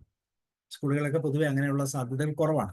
അങ്ങനെയുള്ള കരിയർ ഓപ്പർച്യൂണിറ്റിയെ കുറിച്ച് ക്ലാസ്സുകളോ കുട്ടികൾ തന്നെ എടുക്കുന്ന ക്ലാസ്സുകളോ ഒക്കെ ഉണ്ടെങ്കിൽ തീർച്ചയായിട്ടും അവർക്കൊരു സെൽഫ് ഡെവലപ്മെന്റ് ആണ്. ഇപ്പോൾ ഒരു ഏരിയ, ഒത്തിരിയും ഏരിയകളുണ്ട്, കരിയർ പോസിബിലിറ്റീസിൻ്റെ ഇഷ്ടംപോലെ ഏരിയകളാണ്. ആ ഏരിയയിൽ ഒരു ഏരിയ ഒരു ടീമിന് കൊടുക്കുക, എന്നിട്ട് ആ ടീം ആ ഏരിയയെക്കുറിച്ചുള്ള കാര്യങ്ങളും പഠിക്കുക. അതിൻ്റെ അകത്തുള്ള ഏറ്റവും ഹയസ്റ്റ് ആയിട്ട് റാങ്ക് സാലറി വാങ്ങുന്ന ആളുകൾ, എങ്ങനെയാണ് ആ വ്യക്തി അങ്ങനെ വന്നത്, അങ്ങനെയുള്ള ഒരു പ്രോസസ്സ്. അതുപോലെ തന്നെ മറ്റൊരു കരിയറിനെ കുറിച്ച് മറ്റൊരു ഗ്രൂപ്പ്. അപ്പൊ കുട്ടികൾക്ക് തന്നെ ഈ കരിയറിലേക്ക് എത്താൻ എന്താണ് ചെയ്യേണ്ടത്, ഈ കരിയറിന്റെ ഗുണം എന്താണ്, എങ്ങനെയാണ് ആ കരിയറിന്റെ പോസിബിലിറ്റീസ്, അതിന്റെ സാലറിയുടെ പാറ്റേൺ എങ്ങനെയാണ്, ഇങ്ങനെയുള്ള കാര്യങ്ങളെ കുറിച്ചൊക്കെ നല്ലൊരു അടിയുണ്ട്. കഴിഞ്ഞ വർഷം ഞങ്ങൾ ഒരു എക്സ്പീരിയൻഷ്യൽ കരിയർ ഗൈഡൻസ് പ്രോഗ്രാം നടത്തി. കുട്ടികളെ കൊണ്ട് എഞ്ചിനീയറിംഗ് കോളേജ്, മെഡിക്കൽ കോളേജ്, അതുപോലെ തന്നെ മാസ് കമ്മ്യൂണിക്കേഷൻ, ഇങ്ങനെയുള്ള പലതരത്തിലുള്ള ലോ അക്കാഡമി, ഇങ്ങനെയുള്ളതൊക്കെ കുട്ടികളെ കൊണ്ടുപോയി അവിടെ ചെന്ന് അവർക്ക് അത് കാണാനുള്ള ഒരു കരിയർ പെർസ്പെക്റ്റീവ് ഉണ്ടാക്കി കൊടുക്കും. അപ്പോഴാണ് ശരിക്കും +1 അല്ലെങ്കിൽ +2 പഠിക്കുന്ന കുട്ടികൾ അവിടെ ചെല്ലുമ്പോഴാണ് ഇങ്ങനെയുള്ള പോസിബിലിറ്റീസ് കൂടിയാണ് എഞ്ചിനീയറിംഗ് ആകുന്നത്, എഞ്ചിനീയറിംഗ് കംപ്ലീറ്റ് ചെയ്യുന്നത്. അല്ലെങ്കിൽ മെഡിസിൻ എങ്ങനെയാണ്, മെഡിസിനിലെ കുട്ടികൾ തന്നെ, അവിടെയുള്ള തന്നെ ജൂനിയേഴ്സ് കുട്ടികൾ എങ്ങനെയാണ് അവർ ആ കരിയറിലേക്ക് കടന്നു വന്നിരുന്നത് എന്നൊക്കെ അവർ കൃത്യമായിട്ട് അവർക്ക് പറഞ്ഞു കൊടുക്കാനുള്ള ഒരു അവസരമൊക്കെ ഉണ്ടാക്കി. അപ്പം ഇങ്ങനെയുള്ള പലതരത്തിലുള്ള പോസിബിലിറ്റീസുകൾ അപ്പോൾ കുട്ടികളെ ഉപയോഗിച്ച് തന്നെ കുട്ടികളുടെ ഭാവി മനസ്സിലാക്കുന്ന രീതിയിലുള്ള ഒരു ചേഞ്ച്, ഒരു സാധ്യത കൃത്യമായിട്ട് നമ്മൾ തുറന്നു. അപ്പോൾ മാർക്കറ്റിംഗ് റിസർച്ച്, അതുപോലെ എക്സ്പീരിയൻസ്, മാർക്കറ്റ് റിസർച്ച് എന്ന് വെച്ചാൽ കൃത്യമായിട്ട് ഏതൊക്കെയാണ് ഓപ്പർച്യൂണിറ്റീസ് ഉള്ളത്, അതിലെങ്ങനെയാണ് എന്നുള്ളതല്ല. അതുപോലെ എക്സ്പീരിയൻസ് നേടുക, ഇന്റേൺഷിപ്പ്. നമുക്കൊരു എഞ്ചിനീയറിംഗ് എന്നൊക്കെ പറഞ്ഞാൽ പഴയ പോലെ എഞ്ചിനീയറിംഗ് അല്ല. എഞ്ചിനീയറിംഗ് കയറുമ്പോൾ തന്നെ എന്താ ചെയ്യുന്നത്, ഒത്തിരി ഇന്റേൺഷിപ്പുകൾ ചെയ്യേണ്ടി വരും. അതേപോലെ തന്നെ സെൽഫ് ഡെവലപ്മെന്റ് വേണ്ടി, അപ്സ്കിൽ ചെയ്യാൻ വേണ്ടി കുറേ എക്സ്ട്രാ പ്രോഗ്രാംസ് ചെയ്യേണ്ടി വരും, ഹാക്കത്തോണുകളിൽ പോകേണ്ടി വരും. അതുപോലെ മെഡിക്കൽ കോളേജുമായിട്ട് ബന്ധപ്പെട്ട് ഇങ്ങനെയുള്ള പ്രോഗ്രാംസ് ഉണ്ട്. പലപ്പോഴും നമ്മൾ കുട്ടികൾ എന്ന് വെച്ചാൽ ജസ്റ്റ് കോളേജിൽ പോകുന്നു വരുന്നു, അവർ ഇങ്ങനെയുള്ള ആക്ടിവിറ്റി പങ്കെടുക്കുന്നില്ല. അങ്ങനെയവർക്ക് ഒരു പ്ലേസ്മെന്റ് കിട്ടാനോ അല്ലെങ്കിൽ മറ്റുള്ള കണക്ട് ചെയ്യാനോ മറ്റുള്ള ബ്രാഞ്ചസിന്റെ ഓൾട്ടർനേറ്റീവ് വേസ് മനസ്സിലാക്കാനോ ഒന്നും സാധ്യതയില്ല. അതുപോലെ നമ്മൾ ശ്രദ്ധിച്ചു നോക്കിയാൽ കുട്ടികൾക്ക് മറ്റു ജോലിയിലേക്ക് സെലക്ഷൻ അല്ലെങ്കിൽ career selection, career campus selection ഒക്കെ വരുന്ന സമയത്ത് അവർ ഏറ്റവും കൂടുതൽ പ്രിഫർ ചെയ്യുന്നത് കോമ്പറ്റീറ്റീവ് എൻവറോൺമെന്റിൽ നിന്നുകൊണ്ട് റീസണിങ് പോലുള്ള ടെസ്റ്റുകൾ നടത്തും. പലപ്പോഴും കുട്ടികൾ റീസണിങ്ങിലൊക്കെ ഫെയിൽ ആയി പോകും. കാരണം എഞ്ചിനീയറിംഗ് എന്തിനാണ് റീസണിങ് എന്നൊക്കെ ചോദിക്കുന്ന ഒരു കാറ്റഗറിയിലാണ് കുട്ടികൾ പോകുന്നത്. പക്ഷേ ഒരു ഒരു ജോലി സാധ്യതയിലേക്ക് കടന്നു വരുമ്പോൾ ഇതുപോലത്തെ റീസണിങ് സ്കില്ലുകളും ഒക്കെ വളരെ കൃത്യമായിട്ട് അവർക്ക് ജോലിക്ക് ഇമ്പോർട്ടൻ്റ്. കാരണം അവരുടെ കൃത്യമായിട്ടുള്ള അവരുടെ പേഴ്സണാലിറ്റി മെഷർ ചെയ്യാം, അതുപോലെ തന്നെ അവരുടെ പാഷന്റെ തലങ്ങൾ മനസ്സിലാക്കാം. അങ്ങനെ മനസ്സിലാക്കി അതുപോലെ പ്രത്യേകിച്ച് ഇമോഷണൽ ഇന്റലിജൻസ് മനസ്സിലാക്കാം. ഇങ്ങനെയുള്ള കാര്യങ്ങൾ, മൾട്ടിപ്പിൾ ഇന്റലിജൻസിന്റെ പല വേർഷൻസ് ഉണ്ട്. ഈ വേർഷൻസ് എല്ലാം മനസ്സിലാക്കിയിട്ടാണ് മുന്നോട്ട് കടന്നു പോകുന്നത്. അഗെയിൻ അതുപോലെ തന്നെ മെന്റർഷിപ്പ് നേടുക, ഇങ്ങനെയുള്ള മെന്റേഴ്സിനെ കാണുക. ഇപ്പൊ നമ്മൾ ഹാക്കത്തോണിൽ പോകുന്നു അല്ലെങ്കിൽ മറ്റൊരു സെമിനാറിൽ പങ്കെടുക്കുമ്പോൾ അവിടെ ഒരു മെന്ററിന്റെ ക്ലാസ് ആണ് നമ്മൾ കേൾക്കുന്നത്, അല്ലെങ്കിൽ ചില കുട്ടികൾ ചെയ്യുന്ന രീതികളാണ് മനസ്സിലാക്കുന്നത്. അപ്പൊ അങ്ങനെ പലതരത്തിലുള്ള അനുഭവ സമ്പത്തുള്ള ആളുകളുടെ ഉപദേശത്തോടു കൂടി ഈ പോസിബിലിറ്റീസ് കൃത്യമായിട്ട് നമുക്ക് മനസ്സിലാക്കാം. നമ്മളുടെ പേഴ്സണാലിറ്റി അതിൽ ഫിക്സ് ചെയ്യാം, പാഷന്റെ തലം കണക്ട് ചെയ്യാം, കരിയറിലേക്ക് പോകാനുള്ള സാധ്യത വളരെ കൂടുതൽ. ദെൻ ലാസ്റ്റ് ഏരിയ എന്ന് വെച്ചാൽ പ്രയോറിറ്റീസ്. ഒത്തിരി ഇപ്പൊ നമ്മൾ പാഷൻ ഫിക്സ് ചെയ്തു, നമ്മുടെ പേഴ്സണാലിറ്റി ട്രൈറ്റ്സ് മനസ്സിലാക്കി, എനോർമസ് പോസിബിലിറ്റീസ് മനസ്സിലാക്കി. ഇനി നമ്മൾ പോകുന്ന ഏരിയ എന്ന് പറയുന്നത്, അടുത്ത ഏരിയ എന്ന് പറയുന്നത് പ്രയോറിറ്റൈസ് ചെയ്യുക. 1, 2, 3 എത്ര പ്രയോറിറ്റി ഉണ്ട്? നമ്മളൊരു അഡ്മിഷൻ കൊടുക്കുമ്പോൾ എത്രയാണ് പ്രയോറിറ്റി? വേറെ ഒന്നും വേണ്ട, നമ്മൾ നോക്കൂ. +1, +2, +1ലേക്ക് കയറുന്ന ഒരു കുട്ടികളുടെ പ്രയോറിറ്റി എന്ന് പറയുന്നത് വലിയ ലിസ്റ്റാണ്. എന്നുവെച്ചാൽ അത്രമാത്രം ബ്രാഞ്ചസ് ഉണ്ട്. ബ്രാഞ്ചസ് മീൻസ് ഓപ്ഷൻസ് ഉണ്ട്. +1 തന്നെ ഏതാണ്ട് 34ഓളം ഓപ്ഷൻസ് ഉണ്ട്. അപ്പൊ അത്രമാത്രം ഓപ്ഷനിൽ ഏത് ഓപ്ഷൻ സെലക്ട് ചെയ്ത് പോകണമെന്ന് പറയണമെങ്കിൽ തീർച്ചയായിട്ടും നമ്മുടെ കരിയറിനെ കുറിച്ചൊരു ഒരു പ്ലാനിങ് ഉണ്ടായിരിക്കും. സോ ഇവിടെ പ്രയോറിറ്റൈസ് ചെയ്യണം. അപ്പോൾ നമ്മൾ 3 സ്റ്റെപ്പുകളുള്ളത്. ആദ്യം നമ്മൾ പാഷൻ മനസ്സിലാക്കി, ദെൻ നമ്മൾ പേഴ്സണാലിറ്റി ട്രൈറ്റ്സ് മനസ്സിലാക്കി, ദെൻ എൻ്റെ മുമ്പിലുള്ള പോസിബിലിറ്റീസിനെ കുറിച്ച് മനസ്സിലാക്കി, ദെൻ നമ്മൾ പോകുന്നത് അതിന് പ്രയോറിറ്റൈസ് ചെയ്യാം. അപ്പോൾ എന്ത് ചെയ്യണം? സ്വയം മനസ്സിലാക്കണം, നമ്മളെ സെൽഫ് അസസ് ചെയ്യാം. എനിക്ക് എന്താണ്, എങ്ങനെ പോയാലും ഞാൻ ബെറ്റർ ആകും, എനിക്ക് എന്തിനൊക്കെയുള്ള കഴിവുകളുണ്ട്, എൻ്റെ കഴിവുകൾ എന്തൊക്കെയാണ്, എൻ്റെ സ്കിൽസ് എന്തൊക്കെയാണ്, പിന്നെ എൻ്റെ പാഷൻ അല്ലെങ്കിൽ ഇൻട്രസ്റ്റ് എന്താണ്, ദെൻ എൻ്റെ പേഴ്സണാലിറ്റി ഫിറ്റ് അല്ലെങ്കിൽ ട്രൈറ്റ്സ് എന്താണ്, എൻ്റെ വ്യക്തിത്വം ഏത് ജോലി. അപ്പോൾ ഈ കാര്യങ്ങൾ നമ്മൾ ആദ്യം നമ്മൾ അസസ് ചെയ്തു. പാഷനേറ്റ് ആണ്, അത് ഏതിനാണ് പാഷനേറ്റ് ആകുന്നത്. അടുത്ത ഏരിയ എന്ന് പറയുന്നത് നമ്മുടെ പേഴ്സണാലിറ്റി, ദെൻ പോസിബിലിറ്റീസ് നമ്മൾ കിട്ടി, നമ്മൾ പ്രയോറിറ്റൈസ് ചെയ്യാൻ പോകും. സോ എന്താണ് പ്രയോറിറ്റീസ്? ആദ്യത്തെ പാർട്ട് എന്ന് പറയുന്നത് ഗോൾ സെറ്റിംഗ്. നമ്മൾ ഇത്രയും കാര്യങ്ങൾ മനസ്സിലാക്കിയാൽ തീർച്ചയായിട്ടും ഗോൾ സെറ്റ് ചെയ്യണം. ഗോൾ സെറ്റ് ചെയ്യാൻ അത് ഷോർട്ട് ടൈം ഗോൾസ് ഉണ്ട്, ലോങ് ടൈം ഗോൾസ് ഉണ്ട്, അല്ലെ? ഒരു പ്രൊഫഷണൽ കോഴ്സ് പൂർത്തിയാക്കാൻ ഇത്ര സമയം, ഒരു PGക്ക് ഇത്ര സമയമുണ്ട്, അതിനുശേഷം ഒരു റിസർച്ചിന് ഇത്ര സമയമുണ്ട്. ഇങ്ങനെയുള്ള ലോങ് ടൈം, ഷോർട്ട് ടൈം കോഴ്സുകൾ അല്ലെങ്കിൽ കാലങ്ങൾ അല്ലെങ്കിൽ ലക്ഷ്യങ്ങൾ കൃത്യമായിട്ട് നമ്മൾ സെറ്റ് ചെയ്യണം. അതിനുശേഷം അതിനിടയിൽ ചെയ്യേണ്ട എന്നുവെച്ചാൽ ഏതൊരു ഗോളിനും അതിനെയും ബ്രേക്ക് ചെയ്ത് വീണ്ടും ചെറിയ ചെറിയ ഗോളുകളും സ്മാർട്ട് ഗോൾസും, ആ സ്മാർട്ട് ഗോൾസ് അച്ചീവ് ചെയ്യാനുള്ള നമ്മൾ ആദ്യം പറഞ്ഞ മെന്റർഷിപ്പ് ആവശ്യമുണ്ടെങ്കിൽ അത് ചെയ്യണം, അപ്സ്കിൽ ചെയ്യണമെങ്കിൽ ചെയ്യണം, സർട്ടിഫിക്കേഷൻസ് ചെയ്യണമെങ്കിൽ ചെയ്യണം, മറ്റുള്ളവരുമായി കൺസൾട്ട് ചെയ്യണം, പല വെബിനാറുകളിൽ പങ്കെടുക്കണം. അങ്ങനെ ഈ ലക്ഷ്യങ്ങൾ നമ്മൾ കറക്റ്റായിട്ട് സെറ്റ് ചെയ്യണം. സോ ഇനി അടുത്ത് വരുന്നത് മറ്റൊരു പാർട്ട് വിദ്യാഭ്യാസവും സ്കിൽ ഡെവലപ്മെന്റ്, പ്രത്യേകിച്ച് skill develop, education skill development, formal education, skill upgradation, soft സ്കില്ലുകൾ, ഇതെല്ലാം വേണം. സോഫ്റ്റ് സ്കില്ല് എന്നൊക്കെ പറഞ്ഞാൽ വളരെ അത്യാവശ്യമാണത്. ജസ്റ്റ് കോളേജിൽ പോവുക വരിക എന്നുള്ളതിനേക്കാളും കൂടുതൽ സോഫ്റ്റ് സ്കില്ലുമായിട്ട് കമ്മ്യൂണിക്കേഷൻ, ലീഡർഷിപ്പ്. ഇന്നത്തെ ഒരു കുട്ടികളും ഒറ്റയ്ക്ക് ജോലി ചെയ്യുന്നില്ല, അവർ ടീമായിട്ടാണ് ജോലി ചെയ്യുന്നത്. അപ്പൊ ഈ ടീമിൽ കൊഹസീവായിട്ട് നിൽക്കാൻ, അസോസിയേറ്റ് ചെയ്ത് നിൽക്കാനുള്ള ഒരു കപ്പാസിറ്റി, അതിനകത്ത് ലീഡറാകാൻ, ടീം ലീഡർ എന്നൊക്കെയാണ് പറയുന്നത്, ആ ടീം ലീഡറാകാനുള്ള ഒരു കപ്പാസിറ്റി ചിലർക്ക് ഒരിക്കലും ടീം ലീഡറാകാൻ പറ്റത്തില്ല, കാരണം മറ്റുള്ളവരായിട്ട് കമ്മ്യൂണിക്കേറ്റ് ചെയ്യാൻ പറ്റത്തില്ല. അപ്പൊ അങ്ങനെയുള്ള സോഫ്റ്റ് സ്കില്ലുകൾ ഡെവലപ്പ് ചെയ്യുക, അതെല്ലാം പ്രയോറിറ്റി ഫിക്സ് ചെയ്യുമ്പോൾ ഈ കാര്യങ്ങളെല്ലാം നമുക്ക്, അല്ലെങ്കിൽ അതിനെ നമ്മൾ ഡെവലപ്പ് ചെയ്യാം. ദെൻ ജോലി അവസരങ്ങളും മാർക്കറ്റ് ട്രെൻഡുകളും മനസ്സിലാക്കുക.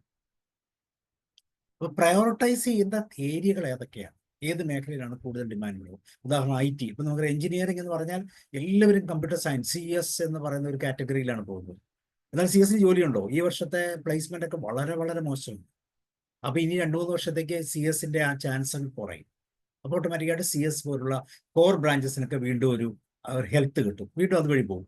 അത് കഴിയുമ്പോൾ വീണ്ടും IT ഡിമാൻഡ് ആകും. അപ്പോൾ ആർട്ടിഫിഷ്യൽ ഇന്റലിജൻസ് ഒക്കെ വന്നു കഴിയുമ്പം അതിൻ്റെ അതുള്ള ചേഞ്ച് എന്ന് പറഞ്ഞാൽ നോർമലായിട്ട് ചെയ്യേണ്ട കാര്യങ്ങൾ പലതും ഈ ChatGPT പോലുള്ള സെർച്ച് എൻജിൻസ് ചെയ്യാൻ പറ്റുന്ന രീതിയിലുള്ള ലാർജ് ലാംഗ്വേജ് മോഡൽസിന് ചെയ്യാൻ പറ്റുന്ന രീതിയിലേക്ക് ചെയ്യുന്നു. അപ്പോൾ എന്തൊക്കെ ആർട്ടിഫിഷ്യൽ ഇന്റലിജൻസുമായിട്ട് അസോസിയേറ്റ് ചെയ്ത് ഉണ്ടാക്കുന്നുണ്ടോ അതിൻ്റെ എല്ലാ തരത്തിലുള്ള വർക്കുകളും AI തന്നെ ഉപയോഗിച്ച് ചെയ്യാൻ പറ്റുന്നത് കൊണ്ട് ആ ജോലി സാധ്യതകൾ കുറയും.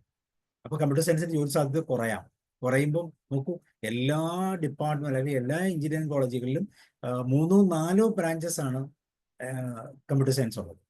മറ്റേ core branches mechanical, electrical, civil എന്നൊക്കെ പറഞ്ഞാൽ മാക്സിമം 1-2 കാണത്തുള്ളൂ. അതനുസരിച്ച് കുട്ടികളുടെ എണ്ണം കൂടി കഴിയുമ്പോൾ ജോലി സാധ്യതകൾ ഉണ്ടാകണം.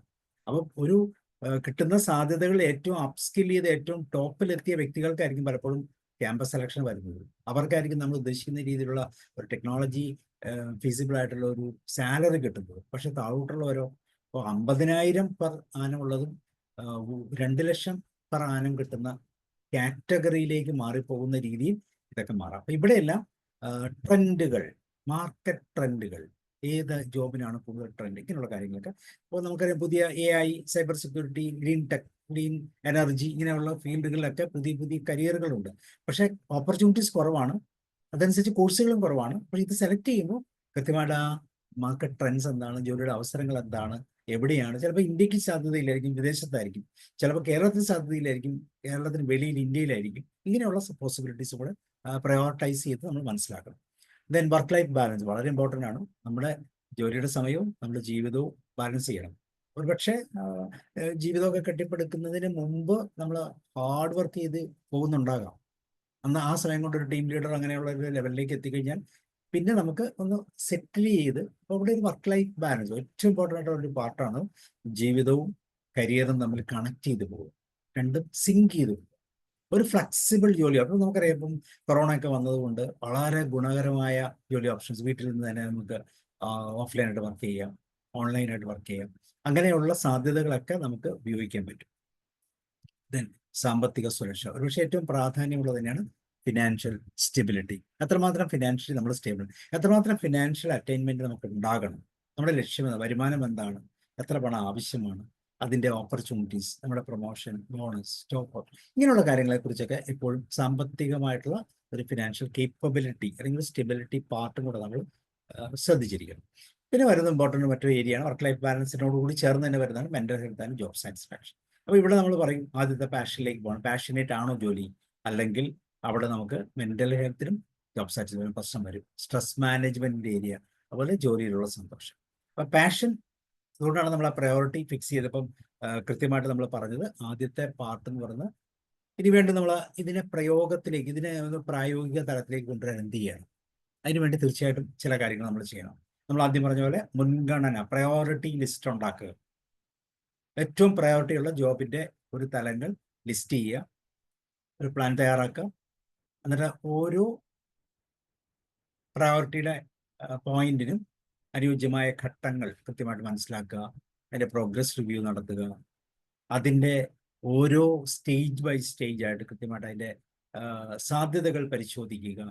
അങ്ങനെ ഇങ്ങനെയുള്ള പോയിന്റുകളിലൂടെ നമുക്ക് ആ പ്രയോറിറ്റി നമുക്ക് ഫിക്സ് ചെയ്തെടുക്കാൻ പറ്റും. സോ ഇവിടെ നമ്മൾ പറഞ്ഞ ആ പ്രധാനപ്പെട്ട പോയിന്റ് എന്ന് പറയുന്നത് ഏറ്റവും ആദ്യത്തെ പോയിന്റ് തന്നെയാണ്, ദാറ്റ് ഈസ് പാഷൻ. അപ്പോൾ 4 ഫാക്ടേഴ്സ് ആണ് നമ്മൾ പറഞ്ഞത്. ഒന്ന് passion, then personality, possibilities, priorities. അപ്പോൾ പാഷൻ കണ്ടെത്താൻ തീർച്ചയായിട്ടും ഏറ്റവും ഇമ്പോർട്ടൻ്റ് ആയിട്ടുള്ള മാതാപിതാക്കളും ടീച്ചേഴ്സുമാണ്. കുട്ടികളുടെ പാഷൻ കണ്ടെത്തുക, അവർക്കത് മനസ്സിലാക്കി കൊടുത്താൽ അവരുടെ പാഷനിലേക്ക് എത്താൻ പറ്റും. അപ്പം നമ്മളിങ്ങനെ ഏറ്റവും സിമ്പിളായിട്ട് ഒരു പാഷൻ കണ്ടെത്തുന്ന മെത്തേഡ് ഇതാണ്. നമ്മുടെ കുട്ടികളോട് ചോദിച്ചാൽ മതി, ഏത് സബ്ജക്റ്റ് എത്ര എളുപ്പത്തിൽ പഠിക്കും. ഞാൻ ആദ്യം പറഞ്ഞു, ഒരു ദിവസം കൊണ്ട് മാത്സ് നമുക്ക് ഫിനിഷ് ചെയ്യാം. പക്ഷെ ഫിസിക്സിന് 5 ദിവസം വേണം, ബയോളജിക്ക് 4 ദിവസം വേണം. അപ്പോൾ നമുക്കൊരു പാഷൻ എവിടെയാണെന്ന് അറിയാം. അതുപോലെ ഏത് കളികളിൽ പങ്കെടുക്കുമ്പോൾ, ഏത് പ്രവൃത്തികളിൽ പോകുമ്പോൾ മതിമറന്ന് അല്ലെങ്കിൽ ആസ്വദിച്ച് സന്തോഷത്തോടെ മുന്നോട്ട് പോകാൻ പറ്റുന്നു, അതിൻ്റെ പാഷൻ കണ്ടെത്തുക.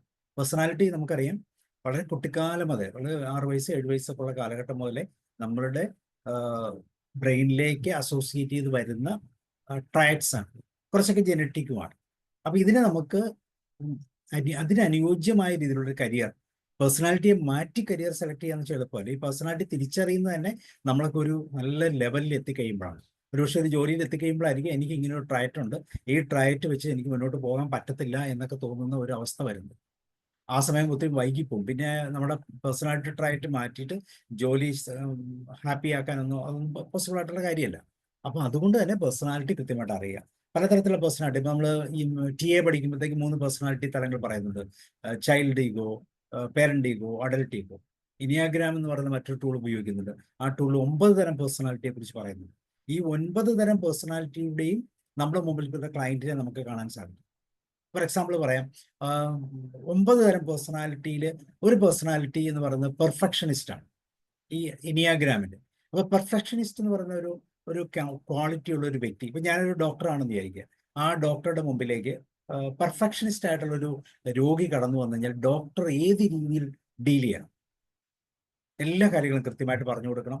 ഇന്ന് രാവിലെ കഴിക്കാനുള്ള മരുന്ന്, ഉച്ചയ്ക്കുള്ള മരുന്ന്, അതൊക്കെ കൃത്യമായിട്ട് എഴുതി കൊടുക്കണം. കാര്യങ്ങളൊക്കെ പറഞ്ഞ് വ്യക്തമാക്കി കൊടുക്കണം. അങ്ങനെ വളരെ കൃത്യമായിട്ട് പറഞ്ഞു കൊടുത്തു കഴിഞ്ഞാൽ ആ വ്യക്തി, ഈ ഡോക്ടർ, നമ്മൾ എപ്പോഴും ഒരു ബോണ്ടിങ് ഉണ്ടാവും. പിന്നെ അദ്ദേഹത്തിന്റെ സുഹൃത്തുക്കളെല്ലാം ഈ ഡോക്ടറെ ആയിരിക്കും പ്രിസ്ക്രൈബ് ചെയ്യുന്നത്. അപ്പൊ അങ്ങനെ പേഴ്സണാലിറ്റി ട്രാറ്റ്സ് മനസ്സിലാക്കാൻ പറ്റുന്ന ഒരു വ്യക്തിയാണെങ്കിൽ, ആ ഡോക്ടറെങ്കിൽ, തീർച്ചയായിട്ടും ക്ലയന്റിനെ നമുക്ക് കൃത്യമായിട്ട് ആക്സസ് ചെയ്യാം.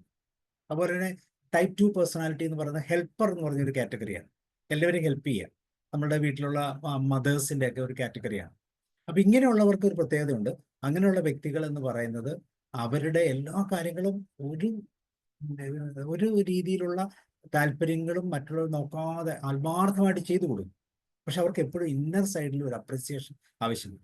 ആ അപ്രിസിയേഷൻ കിട്ടുന്നില്ലെങ്കിൽ അവർ തീർച്ചയായിട്ടും ബുദ്ധിമുട്ടുകൾ ഉണ്ടാക്കും. അപ്പൊ ചോദിക്കുമ്പോൾ ഇങ്ങനെ ഒരു ടൈപ്പ് 2 വ്യക്തിയാണ് ഡോക്ടറുടെ മുമ്പിൽ ഇരിക്കുന്നെങ്കിൽ അവരുടെ വീട്ടുകാര്യവും അവരുടെ ജീവിതവും അവരുടെ രീതികളും അവരോടുള്ള സമീപനങ്ങളും ഒക്കെ ചോദിച്ചു കഴിഞ്ഞാൽ അവർ വാചാലമായി സംസാരിക്കും. അവർക്ക് മരുന്നിന്റെ പോലും ആവശ്യമില്ല. കുറെ നേരം ഡോക്ടറോട് സംസാരിക്കുമ്പോൾ തന്നെ അവരുടെ അസുഖം മാറും. അങ്ങനെ മുന്നോട്ട് പോകും. ഇങ്ങനെ 9 തരം പേഴ്സണാലിറ്റിയും കൃത്യമായിട്ട് മനസ്സിലാക്കിക്കൊണ്ടാണ് നമ്മൾ ഒരു കസ്റ്റമറെ ഡീൽ ചെയ്യുന്നതെങ്കിൽ തീർച്ചയായിട്ടും നമുക്ക് റിസൾട്ട് കൂടുതൽ വരും. പ്രത്യേകിച്ച് സെയിൽസ്, ബിസിനസ് അങ്ങനെയുള്ള ഏരിയയിലൊക്കെ ഇത് വളരെ ഇമ്പോർട്ടൻറ്റ്. ഞാൻ പറഞ്ഞു പോസിബിലിറ്റീസ്, നമുക്ക് സ്യൂട്ടബിൾ ആയിട്ടുള്ള പോസിബിലിറ്റീസ് കണ്ടെത്തുക. നമുക്ക് ഈ പേഴ്സണാലിറ്റി പാഷനും ഉപയോഗിച്ച് മനസ്സിലാക്കാൻ പറ്റുന്ന വ്യക്തിത്വത്തെ, അതിനനുയോജ്യമായ ഒരു പോസിബിലിറ്റീസ് കണ്ടെത്തുക. ദെൻ അതിനെ പ്രയോറിറ്റൈസ് ചെയ്ത് യഥാർത്ഥത്തിലുള്ള കരിയറിലേക്ക് പോകുക. സോ ഇതാണ് 4 P's ഇൻ കരിയർ പ്ലാനിങ് എന്ന് പറഞ്ഞ വളരെ ബേസിക് ആയിട്ടൊരു സെഷനാണ്. കരിയർ പ്ലാനിങ്ങിന്റെ ഒരു തലത്തിലേക്ക് ഞാൻ കടന്നില്ല. ഇത് വ്യക്തികളെ തിരിച്ചറിയാൻ നമ്മൾ ഉപയോഗിക്കുന്ന പാർട്ടാണ്. Passion, personality, possibilities, priorities. ഇനി പോസിബിലിറ്റീസ്, പ്രയോറിറ്റീസ് മാറ്റി വെച്ചു. പാഷനും പേഴ്സണാലിറ്റിയും കൃത്യമായിട്ട് തിരിച്ചറിയാൻ പ്രത്യേകിച്ചും മാതാപിതാക്കൾക്കും ടീച്ചേഴ്സിനും ഒക്കെ കഴിയുമെങ്കിൽ, അല്ലെങ്കിൽ നമുക്ക് സ്വയമായിട്ട് കഴിയുമെങ്കിൽ, തീർച്ചയായിട്ടും ബാക്കിയുള്ള സാധ്യതകളൊക്കെ വളരെ ഈസി ആയിട്ട് നമുക്ക് കണ്ടെത്താൻ സാധിക്കും. സോ ഇതാണ് കരിയർ പ്ലാനിങ്ങിനെ കുറിച്ച് പറയാനുള്ളത്.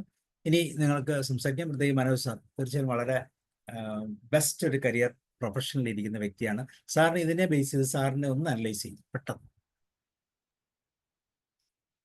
സാർ, എല്ലാവർക്കും നമസ്കാരം. സാറ് എന്നെ ആദ്യം വിളിച്ചതിൽ പ്രത്യേകം ഒരു നന്ദിയോടെ അറിയിക്കുന്നു. ഞാൻ ഈ കാര്യത്തെക്കുറിച്ച് പറഞ്ഞ് തുടങ്ങുന്നതിന് മുമ്പ്, ഇന്ന് നമ്മുടെ 1500-ാം എപ്പിസോഡാണ്.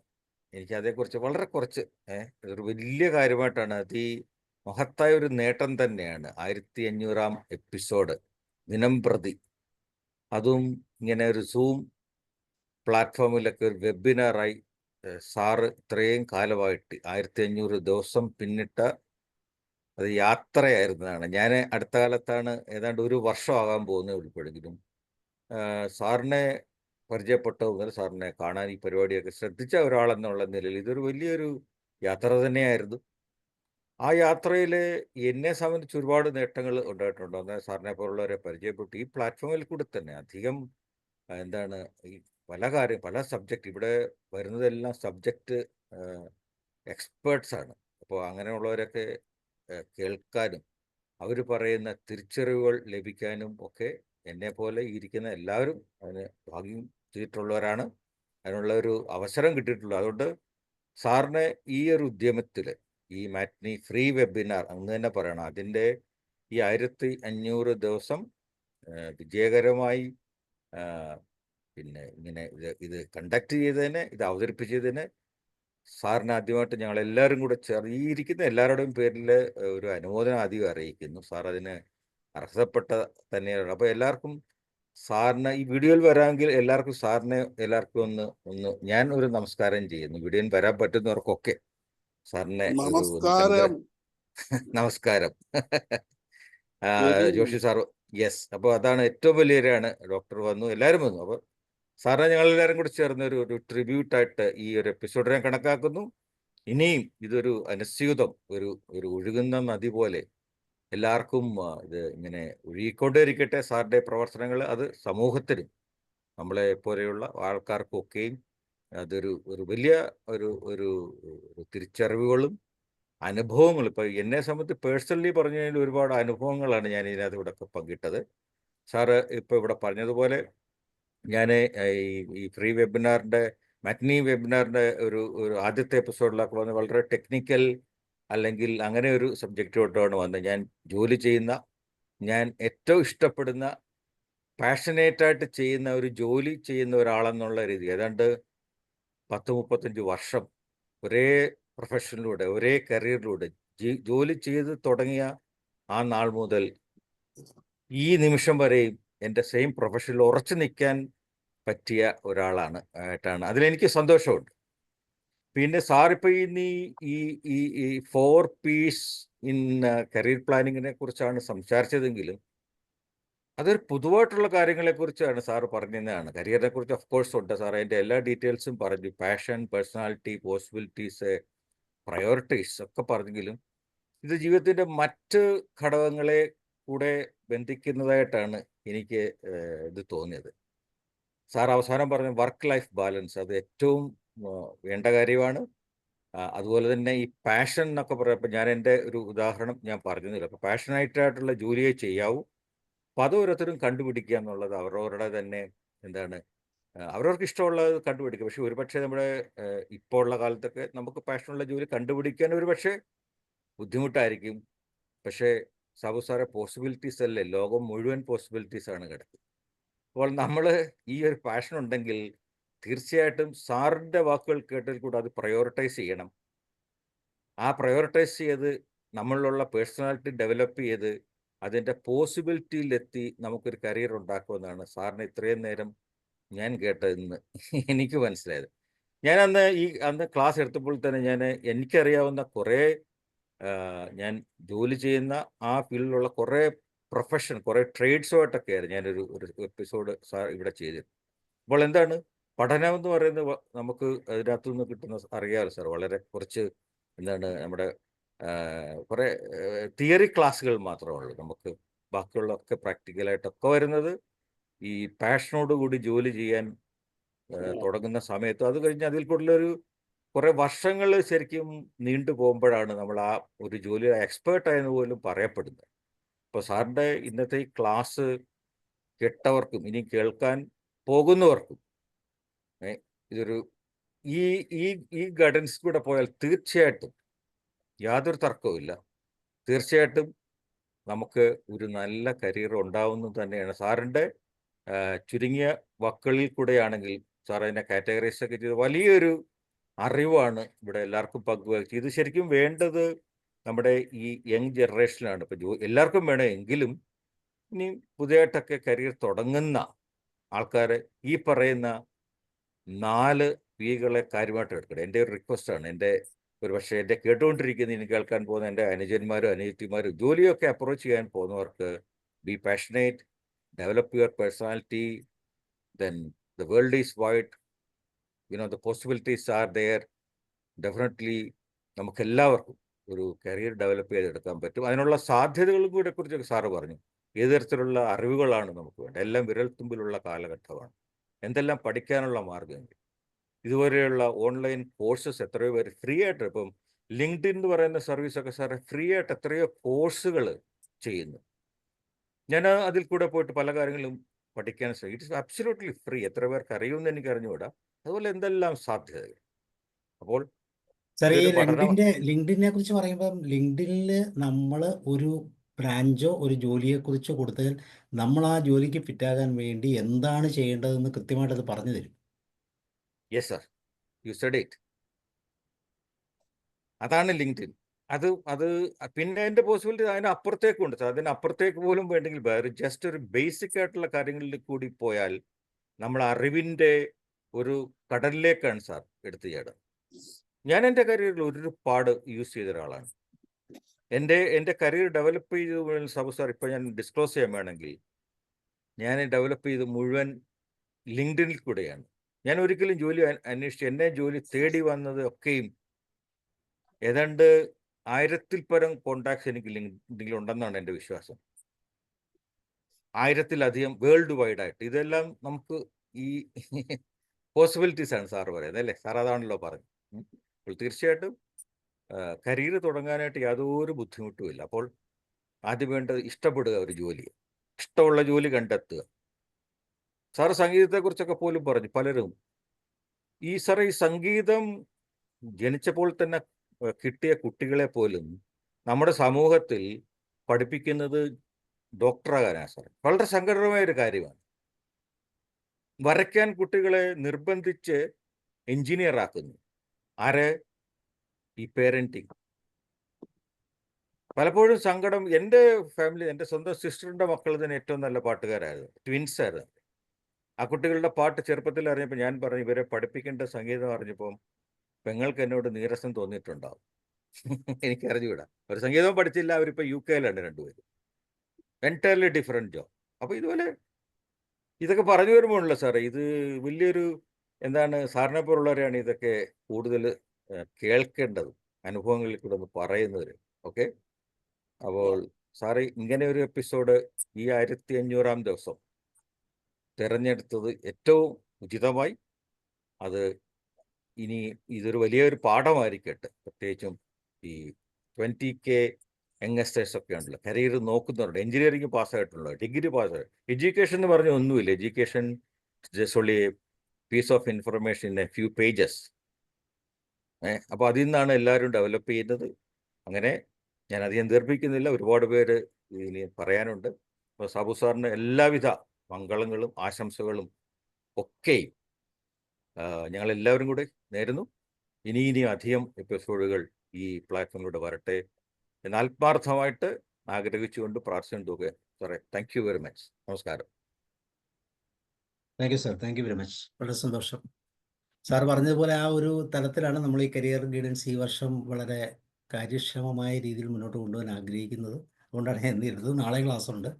നാളെ പ്ലാറ്റ്ഫോം വേറെ പ്ലാറ്റ്ഫോമിലാണ്. അപ്പം തീർച്ചയായിട്ടും ഇത് നമുക്ക് ചെയ്യാൻ പറ്റുന്ന നല്ലൊരു സർവീസാണ്. ഒത്തിരിയും പണമൊക്കെ മേടിച്ചും അല്ലാതെയൊക്കെ ചെയ്യുന്നവരുണ്ട്. പക്ഷെ നമുക്കതൊരു നല്ല സർവീസാണ്. ലൈഫ് ലോങ് സർവീസാണ്. ഏത് പ്രായത്തിലും എപ്പോൾ വേണ്ട ഉപയോഗിക്കാം. ഓക്കെ, ഇനി ആരാ പറയുന്നത്? റെഡ്മി മ്യൂട്ട് ചെയ്തിട്ടുണ്ട്. യെസ്, പറയും. ഞാനാണ് ജോർജ് സാർ പറയും. ഓക്കെ. അപ്പോൾ ഞാനേ ആദ്യം തന്നെ ഒരു ക്ഷമ ചോദിച്ചോട്ടെ. കാരണം ക്ലാസ് എനിക്ക് ഒട്ടും തന്നെ കേൾക്കാൻ പറ്റിയില്ല. കാരണം ഇവിടെ ആ സമയത്ത് കയറാൻ പറ്റിയ അവസ്ഥയല്ലായിരുന്നു. അപ്പോൾ ഞാൻ ഈ പോസ്റ്ററില് നമ്മുടെ 1500 എന്നുള്ളത് കണ്ടിട്ട് തീർച്ചയായിട്ടും ഇന്ന് കയറണം. ഇതൊരു നാഴികക്കല്ലാണല്ലോ. അങ്ങനെയാണ് ബാക്കി സമയം. കാരണം ഇവിടെ മോൻ ഇരുന്ന് ഒച്ചയിൽ ഇത് വെച്ചോണ്ട് പഠിക്കുകയായിരുന്നു. ഞാൻ അവനെ ഇറിറ്റേറ്റ് ചെയ്യണ്ടല്ലോ എന്ന് വിചാരിച്ചു ആണ് അത് നിർത്താൻ. അവനിപ്പോ പുറത്തേക്ക് പോയത് കൊണ്ടാണ് ഇപ്പൊ ഈ ഫ്രീ വന്നത്. ഓക്കെ. അതുകൊണ്ട് ഈ ക്ലാസ് സംബന്ധിച്ചുള്ള അഭിപ്രായം മനോജ് സാറ് വളരെ ആധികാരികമായി പറഞ്ഞിട്ടുള്ളത് കൊണ്ട് ഇനിയിപ്പൊ ഞാനൊരു അഭിപ്രായം അതിൻ്റെ അകത്ത് കയറി പറയേണ്ട കാര്യമില്ല. തീർച്ചയായിട്ടും ഈ ക്ലാസ് നന്നായിരിക്കുന്നു എന്ന് തന്നെ ഞാൻ ഉറപ്പായി അതിൻ്റെ അടിയിൽ ഒരു ടിക്ക് ഞാനും കൊടുക്കാൻ ആഗ്രഹിക്കുന്നു. എനിക്ക് പറയാനുള്ളത് നമ്മുടെ 1500-ാം ദിനത്തെ കുറിച്ചാണ്. അതിന് ആദ്യത്തെ സെഷനിൽ ഈ മനോജ് സാർ പറഞ്ഞ് നമസ്തേ പറഞ്ഞിട്ടുണ്ട്. ഞാനൊരു വലിയ സല്യൂട്ട് നൽകാൻ ആഗ്രഹിക്കുന്നു. ഇത് കൊച്ചു കാര്യമല്ല. 1500-ാമത്തെ എപ്പിസോഡെന്ന് മാത്രം പറഞ്ഞാൽ പോരാ, ഒരു ദിവസം പോലും മുടക്കമില്ലാത്ത 1500-ാം എപ്പിസോഡ്. അപ്പോഴേ വാചകം പൂർത്തിയാകത്തുള്ളൂ. അതാണ് അതിൻ്റെ ഏറ്റവും വലിയ മാജിക്ക്. അതാണ് അതിൻ്റെ ഏറ്റവും വലിയ തനിമ. അതൊരു നിസ്സാരപ്പെട്ട കാര്യമല്ല. ഏറ്റവും ആദ്യത്തെ ദിനം തൊട്ട് ഞാനില്ല, എങ്കിലും അധികം വൈകാതെ തന്നെ ഞാനിതിൽ ജോയിൻ ചെയ്ത ഒരാളാണ്. ഓക്കെ. പിന്നെ രണ്ടാമത്തെ കാര്യം, ഈ 1500-ാം ദിനത്തിന് മറ്റൊരു വലിയ പ്രസക്തിയുണ്ട്. ഇന്ത്യയും പാകിസ്ഥാനുമായിട്ട് കടുത്തൊരു യുദ്ധം ഇപ്പോൾ ഉണ്ടാകാൻ പോകുന്നു എന്ന പ്രതീതി ജനിപ്പിച്ചു വരികയും ഈ ക്ലാസ്സിന് തൊട്ട് മുമ്പ് യുദ്ധം വേണ്ട, വെടിനിർത്തൽ ഇരു രാജ്യങ്ങളും പ്രഖ്യാപിക്കുകയും ചെയ്ത ഒരു സുന്ദര നിമിഷമാണ്. നമ്മൾ 1500 ആയതുകൊണ്ടാണോ നമ്മുടെ ഇത് ഇങ്ങനെയുള്ളൊരു നല്ല തീരുമാനത്തിന്റെ ദിവസമാണോ നമ്മുടെ 1500 ആയത്? എന്തായാലും തീർച്ചയായിട്ടും ആ വലിയ ധന്യമായ നിമിഷവും ദിനവും തന്നെയാണ് ഇന്നത്തേത് എന്നുള്ള കാര്യത്തിനും തർക്കമില്ല. തീർച്ചയായിട്ടും ഈ 1500 മുന്നോട്ട് കുതിച്ച് വലിയ വലിയ നമ്പറിലേക്ക് അനേകായിരം പേർക്ക്, ഇത് വേറൊരു ലിങ്ക്ഡിനാണ്. തീർച്ചയായിട്ടും ഇങ്ങനത്തെ ഒരു സേവനം, വ്യാജമില്ലാത്ത ഫ്രീ വെബിനാർ, ഹിഡൻ അജണ്ടകളില്ലാത്ത ഫ്രീ വെബിനാർ, നല്ല മനസ്സോടെ ഒത്തുകൂടുന്ന നല്ല മനുഷ്യരുടെ ഒരു കൂട്ടായ്മ. ഇന്നലത്തെ തിരുക്കുറലിൽ പറഞ്ഞതുപോലെ ഈ സത്സംഗമാണ് തീർച്ചയായും ഓരോരുത്തരെയും മഹാന്മാരാക്കുന്നത്. മഹാന്മാർക്ക് ഇങ്ങനെയുള്ളവരുടെ കൂട്ടുകെട്ടാണ് വേണ്ടത്. അത് തുടരട്ടെ. ഇതിൻ്റെ അകത്ത് ഒരുപാട് മഹത്തുക്കളെ എനിക്ക് സ്വന്തക്കാരായി ലഭിച്ചു. ഒരുപക്ഷെ എൻ്റെ സ്ഥിതിയും എൻ്റെ അവസ്ഥയും അനുസരിച്ച് എൻ്റെ ഒന്നും കൂട്ടുകാരാകേണ്ടവരല്ല ഇതിൻ്റെ അകത്തുള്ളവര്. അവര് എന്നേക്കാൾ എത്രയോ മുകളിൽ ഉള്ളവരാണ് നിങ്ങൾ ഓരോരുത്തരും. നിങ്ങളെ ലഭിച്ചതും എൻ്റെ ഭാഗ്യമാണ്. എല്ലാവിധത്തിലുള്ള ഭാഗ്യവും ഒത്തുചേർന്ന ഈ പ്ലാറ്റ്ഫോമിന്, സാബു സാറിന്, ഇന്നത്തെ ക്ലാസ്സിനേക്കാൾ ഉപരിയായി ഈ വലിയ സംരംഭത്തിനുമാണ് ഞാൻ എൻ്റെ അഭിനന്ദനങ്ങൾ അറിയിക്കുന്നത്. Thank you. Jai Hind. Thank you sir.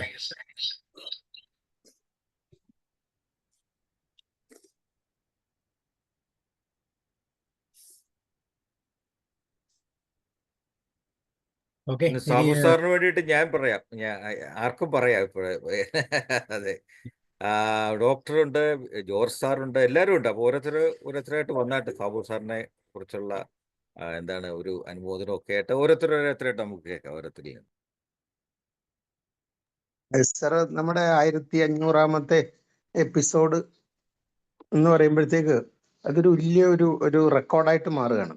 അതും നമ്മൾ കൈകാര്യം ചെയ്ത വിഷയങ്ങളെന്ന് പറഞ്ഞാൽ സാബു സാറ് സെലക്ട് ചെയ്ത് നമുക്ക് തന്നതിൽ ഈ എന്താ പറയുക, സൂര്യന് താഴെയുള്ള എല്ലാ വിഷയങ്ങളും ഉണ്ട്. മനഃശാസ്ത്രമുണ്ട്, സംഗീതമുണ്ട്, സാഹിത്യമുണ്ട്. ഇത് എന്താണില്ലാത്തത് എന്ന് ചോദിച്ചാൽ മിക്കവാറും എല്ലാ അതിൽ വന്നിട്ടുണ്ട്. ഈ ഓൺലൈൻ നമ്മുടെ വൈകുന്നേരത്തെ ക്ലാസ്സിൽ സ്പോർട്സിന് വരാൻ കഴിയാത്തതുകൊണ്ട് അതില്ല.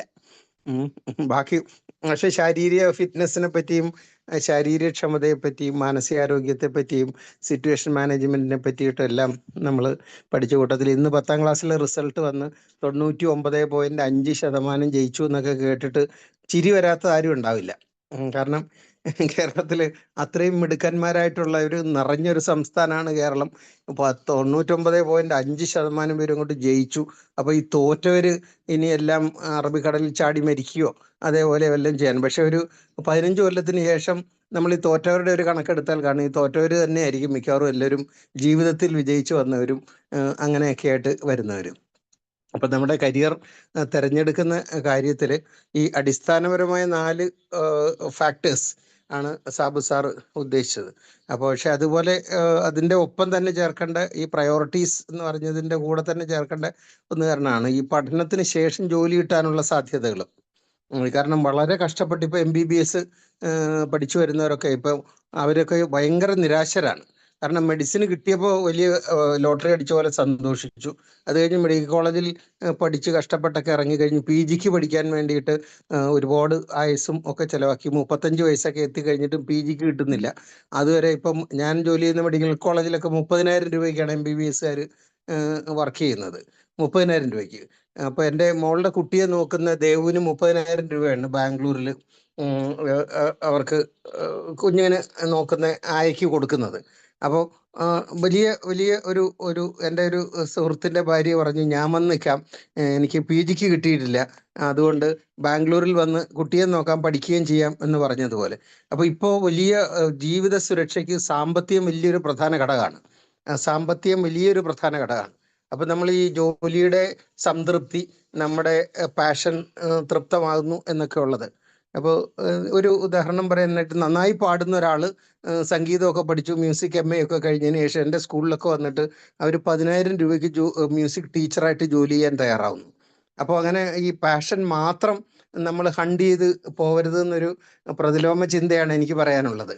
കാരണം സാമ്പത്തിക സുസ്ഥിരത വളരെ വളരെ പ്രധാനപ്പെട്ട ഒരു കാര്യമാണ് ഇനി വരുന്ന കാലത്ത്. ചെറിയ വരുമാനം കൊണ്ടൊന്നും ഒരു ഫാമിലിക്ക് മുന്നോട്ട് പോകാൻ കഴിയാത്തൊരു അവസ്ഥയാണ് വന്നിരിക്കുന്നത്. അപ്പോൾ വളരെ ശ്രദ്ധാപൂർവം നമ്മുടെ കരിയർ സെലക്ട് ചെയ്യുമ്പോൾ ഈ ആഫ്റ്റർ എഡ്യൂക്കേഷൻ ജോലി കിട്ടുന്ന സാധ്യതകളെയൊക്കെ പറ്റി കൂടെ നമ്മൾ വളരെ വിദഗ്ധരോട് കൺസൾട്ട് ചെയ്തിട്ട് എടുക്കാൻ പറ്റുള്ളൂ. പക്ഷെ പിള്ളേരധികം പേരും ചെയ്യുന്നതെന്ന് പറഞ്ഞാൽ ചങ്ങാതിമാർ ചേർന്നുകൊണ്ട് നമുക്ക് ഇന്നതിനങ്ങ് പോകാം എന്നങ്ങ് തീരുമാനിക്കുകയാണ്. അവര് ഈ പിയർ ഗ്രൂപ്പ് ഇൻഫ്ലുവൻസ് എന്ന് പറയുന്നത് പോലെ ചങ്ങാതിമാർ എല്ലാവരോടും ചേർന്നിട്ട് നമുക്കങ്ങ് BCom എടുക്കാടാന്ന് പറയും. അപ്പോൾ താല്പര്യമുണ്ടോ ഇല്ലയോ എന്നൊന്നും നോക്കാതെ പിന്നെ ഈ സിനിമാ താരങ്ങളൊക്കെ വന്ന് TV വന്ന് വല്ലാതെ തെറ്റിദ്ധരിപ്പിക്കുന്നുണ്ട്. ഈ കൊമേഴ്സ് എന്താണെന്ന് അറിയാത്ത മോഹൻലാലൊക്കെ വന്നിട്ട് നമ്മളോട് പറയുകയാണ് ഈ 21ാമത്തെ വയസ്സിലെ ആഗോളതലത്തിലുള്ള കൊമേഴ്സ് കരിയറിലേക്ക് വരാൻ ഇന്നടുത്ത് ചേരൂ എന്നൊക്കെ പറഞ്ഞ്. അതുപോലെ വക്കീലായ മമ്മൂട്ടി വന്നിട്ട് പറയാണ് ഈ കൊമേഴ്സ് എടുക്കൂ, നിങ്ങൾ രക്ഷപ്പെടൂ എന്നൊക്കെ പറഞ്ഞ്. ഇതുപോലെ ഈ ഇൻഫ്ലുവൻസേഴ്സിനെ ഉപയോഗിച്ച് ഒരുപാട് ആളുകളെ തെറ്റിദ്ധരിപ്പിക്കുന്നുണ്ട്, കുട്ടികളെ, അവരുടെ മനസ്സിനെയൊക്കെ. മോഹൻലാൽ പറഞ്ഞതല്ലേ, അപ്പോൾ പിന്നെ നമുക്ക് അത് ശരിയായിരിക്കും എന്നൊക്കെ നമ്മളങ്ങ് തെറ്റിദ്ധരിക്കുകയാണ്. അപ്പോൾ ഈ തെറ്റിദ്ധരിപ്പിക്കുന്ന ഈ കാനനത്തിലൂടെ നടക്കുമ്പോൾ വഴികാട്ടി തരാൻ വേണ്ടിയിട്ട് ഉള്ള ഒരുപാട് പേര്. സാറ് പറഞ്ഞ ഈ 4 അടിസ്ഥാന കാര്യങ്ങൾ നമുക്ക് പലരോടും പറഞ്ഞു കൊടുക്കാൻ പറ്റും, പലരോടും പറഞ്ഞു കൊടുക്കാനും അതേ ഡെവലപ്പ് ചെയ്യാൻ പറ്റും. നമ്മളോട് പലരും ചോദിക്കുന്നതാണല്ലോ ഏതാണ്. ഇപ്പോൾ 10ാം ക്ലാസ് കഴിഞ്ഞ ഉടനെ +1 ഏത് കോമ്പിനേഷൻ എടുക്കണമെന്നുള്ളത് വളരെ വളരെ വളരെ ഏകജാലകത്തിൽ കൂടെ ഒക്കെ അപ്ലൈ ചെയ്ത് സ്റ്റേറ്റിലേക്ക് വരുമ്പോഴത്തേക്ക് സംഭവിക്കുന്നത് പാഷനും ഇഷ്ടവും ഒന്നും നോക്കാതെ എന്തെങ്കിലും ഒക്കെ ആയിരിക്കും കിട്ടാൻ പോകുന്നത്. അതേസമയത്ത് വലിയ പ്ലാൻ ചെയ്ത് കോഴ്സ് ചെയ്യുന്ന കുട്ടി 5ാം ക്ലാസ്സിലെ പാലാ ബ്രില്യൻസിൻ്റെ ഇൻക്യുബേറ്ററിൽ വെച്ച് അവിടെ വിരിയിക്കാൻ വേണ്ടിയിട്ടുള്ള പരിശീലനങ്ങളൊക്കെ നേടുന്നുണ്ട്. അപ്പോൾ വിദ്യാഭ്യാസം വലിയ ഒരു കലുഷിതമായ ഒരു ടർബുലൻസിലൂടെ കടന്നു പോകുന്നതാണ് നമ്മുടെ സ്റ്റേറ്റിൽ. അപ്പോൾ പിന്നെ ഒരു വിദ്യാഭ്യാസ വകുപ്പ് കുറേ കരിയർ ഗൈഡൻസ് ഒക്കെ ഈ തത്തമ്മയെ പൂച്ച പഠിപ്പിച്ച് വിടുന്ന കുറേ പേരുണ്ട്. അവർ കേട്ടാൽ എല്ലാ കോഴ്സും നല്ലതാണ്, എല്ലാത്തിനും പൊക്കോളൂ എന്നൊക്കെ പറഞ്ഞിട്ട്. ഒരു ഉദാഹരണം സർ ഞാൻ പറയാം. ഈ മൈക്രോബയോളജി പെട്ടെന്ന് ഭയങ്കരമായിട്ട് ജോലി കിട്ടുമെന്നൊക്കെ പറഞ്ഞ ആളുകളെ തെറ്റിദ്ധരിപ്പിച്ചു. ബയോടെക്നോളജി പഠിച്ചു കഴിഞ്ഞാൽ ഭയങ്കര സംഭവമാണെന്നൊക്കെ പറഞ്ഞു. പക്ഷെ ഇത് എവിടെ ജോലി കിട്ടുക, ആരാണ് ഈ ജോലി കൊടുക്കുക എന്നൊക്കെ ചോദിച്ചാൽ അതൊന്നും അറിഞ്ഞുകൂടാ, ഇതൊക്കെ വലിയ സംഭവമാണെന്നൊക്കെ പറഞ്ഞ് ഒരുപാട് പേരെ ഒക്കെ തെറ്റിദ്ധരിപ്പിച്ചിട്ടുണ്ട്. പക്ഷെ നമ്മളിത് കൂടുതൽ വിശദമായിട്ട് ഒന്ന് ചർച്ച ചെയ്യേണ്ട ഒരു വിഷയമായിട്ട്. കാരണം ഇനിയിപ്പോൾ CBSEയുടെ റിസൾട്ട് വരുന്നുണ്ട് അടുത്ത ആഴ്ച. ICSEയുടെ വന്നു കഴിഞ്ഞു. അത് കഴിഞ്ഞ് +1 കോഴ്സ് സെലക്ട് ചെയ്യുന്നത് വളരെ വളരെ പ്രധാനപ്പെട്ട ഒന്നാണ്. അപ്പോൾ എല്ലാവരും അങ്ങ് അഡ്മിഷൻ കിട്ടിയില്ല +1 എന്ന് പറഞ്ഞ് പോകുന്നുണ്ട്. അല്ലാതുള്ള കോഴ്സുകൾ ധാരാളം പേര് ജോലി കിട്ടുന്നതും ഒക്കെ ആയിട്ടുള്ളതിനെ പറ്റിയിട്ടും ഒക്കെ നമ്മൾ ഒന്നുകൂടെ സാർ ഈ നമ്മുടെ 1501ാമത്തേതും ഈ കരിയർ ഗൈഡൻസ് ചേർത്തിട്ടുള്ള ഒന്ന് ഈ അടുത്ത ആഴ്ചയെങ്കിലൂടെ വരുന്നത് നന്നായിരിക്കുമെന്ന് എനിക്ക് തോന്നുന്നു. കാരണം നമ്മുടെ ഈ ട്രഡീഷണൽ ആയിട്ടുള്ള കോഴ്സുകൾ അല്ലാതെ പിള്ളേരും രക്ഷിതാക്കളും ഒക്കെ അങ്ങ് വലിയ വലിയ സങ്കടത്തിൽ ആയി. ഈ പിള്ളേരുടെ വിദ്യാഭ്യാസത്തെ പറ്റി ആലോചിച്ച് ആത്മഹത്യാ മുനമ്പിൽ നിൽക്കുന്ന ധാരാളം രക്ഷിതാക്കളുണ്ട്. എവിടെയാണ് ഒരു അഭയം എന്നും പറഞ്ഞിട്ട് ആരോട് ചോദിച്ചാലും അറിയാത്ത. ഇപ്പോൾ നമ്മുടെ BS വാര്യരും TP സേതുമാധവനും ഒക്കെ പത്രത്തിൽ എഴുതുന്നതൊക്കെ വായിക്കുന്നു എന്നല്ലാതെ പക്ഷെ മനസ്സ് തണുക്കെ ഒരു ഉപദേശം കിട്ടാൻ ഉള്ള സംവിധാനം അത് നമുക്ക് ഒരുക്കി കൊടുക്കാൻ പറ്റുന്നതാണെന്ന് എനിക്ക് തോന്നുന്നു. എങ്കിലും ഈ ഏറ്റവും പ്രധാനമായിട്ടുള്ള ഒരു വിഷയം സാർ ഇന്ന് തന്നെ എടുത്തതിലും അത് 1500 ആയതും ഒക്കെ നമ്മുടെ ഈ പ്രയോറിറ്റീസിൽപ്പെട്ട ഒരു വലിയ സെലക്ഷനാണത്. അതായത് ഇന്ന് നമ്മൾ വേറൊരു വിഷയം ഭാര്യ ഭർത്താക്കളുടെ ബന്ധം സ്മൂത്തായി പോകാനെന്ന് പറഞ്ഞൊരു വിഷയം എടുത്തിരുന്നെങ്കിൽ അതിൻ്റെ പ്രഭ മങ്ങിപ്പോയേനെ. അപ്പോൾ എന്തായാലും വലിയ സന്തോഷം. വളരെ കൂളായിട്ടിരുന്ന് ഞങ്ങളുടെയൊക്കെ ലീഡറായിട്ട് സാബു സാർ ഇങ്ങനെ ഓരോ പുതിയ അറിവിൻ്റെ ജാലകങ്ങളൊക്കെ തുറന്ന് ഞങ്ങളെ കാഴ്ചകളൊക്കെ കാണിക്കുന്നതിനുള്ള നന്ദിയും സന്തോഷവും അറിയിച്ചുകൊണ്ട് ഞാൻ നിർത്തട്ടെ sir. I conclude. Thank you sir. തീർച്ചയായിട്ടും നമ്മൾ ഇനി ഈ പ്ലാറ്റ്ഫോമിൽ തീർച്ചയായിട്ടും കരിയർ ഗൈഡൻസുമായിട്ട് ബന്ധപ്പെട്ട ഇഷ്ടംപോലെ ക്ലാസ്സുകൾ വരും. ഓക്കെ, ഇനി വേറെ ആർക്കെങ്കിലും? ജോർജ് സാർ, മേരി മാം, ശ്രീകുമാരി മാം, ജോർജ് സാർ പറയും. Thank you sir. സാറേ, ആത്മാർത്ഥമായ അഭിനന്ദനങ്ങൾ സാബു സാർ. സാറേ, 1500 എപ്പിസോഡ് എന്നതിനേക്കാൾ വലിയ കാര്യമായി തോന്നുന്നത് ഒരുപക്ഷെ 1500 വർഷം ഒരു സാധാരണ മനുഷ്യനെ ഈ ഭൂമിയിൽ ജീവിച്ചു പോയി കഴിഞ്ഞാൽ പോലും പരത്താവുന്നതിലധികം സുഗന്ധവും വെളിച്ചവും സാർ ഈ സമൂഹത്തിന് നൽകി എന്നുള്ളത് ഒരു വലിയ സത്യമാണ്. ചരിത്രം അങ്ങനെ തന്നെ പറയും. യൂട്യൂബിൽ അതൊക്കെ എല്ലാം അവശേഷിച്ചിരിക്കുകയാണ്. ഞാൻ ഇങ്ങനെ കാണുന്നു, ജീവിതമെന്ന ഈ വലിയ പാതയിൽ എത്രയോ വഴിത്തിരിവുകളാണ്. എല്ലാ ജംഗ്ഷനിലും നല്ല ലൈറ്റ് മാസ്റ്റ് സ്ഥാപിച്ച് അവിടെ എല്ലാം ദിശാബോർഡുകൾ സ്ഥാപിച്ച് നിങ്ങൾക്ക് ഈ വഴി പോയി ഇന്നയിടത്ത് എത്താം എന്ന് കാണിക്കുന്നത് പോലെ ഒരു വലിയ യാത്രയിൽ ഓരോ ജംഗ്ഷനും കടന്ന് ഇങ്ങനെ പോകുന്നത് പോലെ എനിക്ക് നമ്മുടെ എപ്പിസോഡുകൾ തോന്നിപ്പോകുന്നു. അത് വിദ്യാഭ്യാസ കാലഘട്ടത്തിലുള്ളവരായാലും കുടുംബ ജീവിതത്തിലേക്ക് പ്രവേശിച്ചവരായാലും ഔദ്യോഗിക തലത്തിൽ കഴിയുന്നവരായാലും ഏത് മേഖലയിലുള്ളവർക്കും ഒരുപോലെ ഉപകാരപ്പെടുന്നത് ഒട്ടേറെ വൈവിധ്യമായ വിഷയങ്ങൾ അനുസ്യൂതം ഇങ്ങനെ ഒഴുകിക്കൊണ്ടിരിക്കുന്നത്. ദൈവം ഇനിയും ധാരാളം അവസരം തരട്ടെ. 10,000-കണക്കിന് ഇങ്ങനെയുള്ള സെലിബ്രേഷൻ, 10,000-കണക്കിന് ദിവസങ്ങൾ പൂർത്തിയായി എന്ന് പറയുന്ന ആ നാളുകൾ വരട്ടെ. അതിന് കാത്തിരിക്കാം. എല്ലാ ആശംസകളും പ്രാർത്ഥനകളും അഭിനന്ദനങ്ങളും അറിയിച്ചുകൊണ്ട് നിർത്തുന്നു sir. Thank you so much. Thank you sir. Okay, Sreekumari ma'am കേൾക്കാം?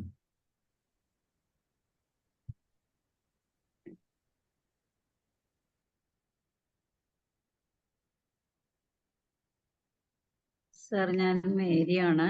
പറയാം. സാബു സാറിനെ ഞങ്ങളുടെ എല്ലാവരുടെയും പേരിലുള്ള പ്രത്യേകമായിട്ടുള്ള നന്ദി അറിയിക്കുകയാണ്.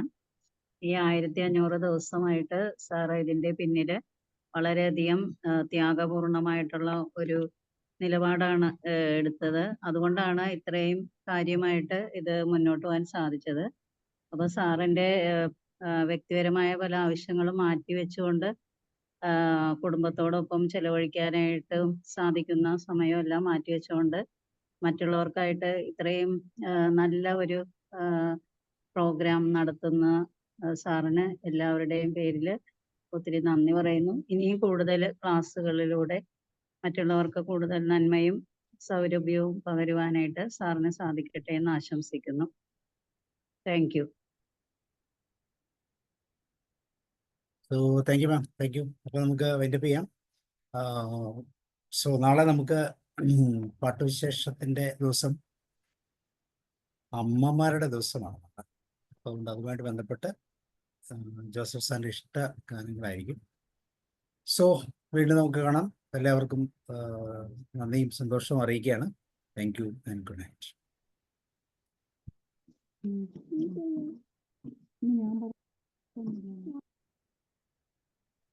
ശ്രീകുമാരി മാം പറയുന്നോ?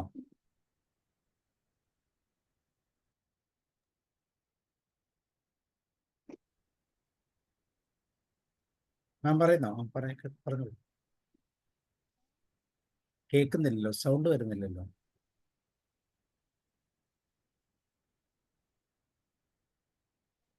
സൗണ്ടിന് എന്തോ പറ്റി? കുഴപ്പമില്ല. Okay, thanks.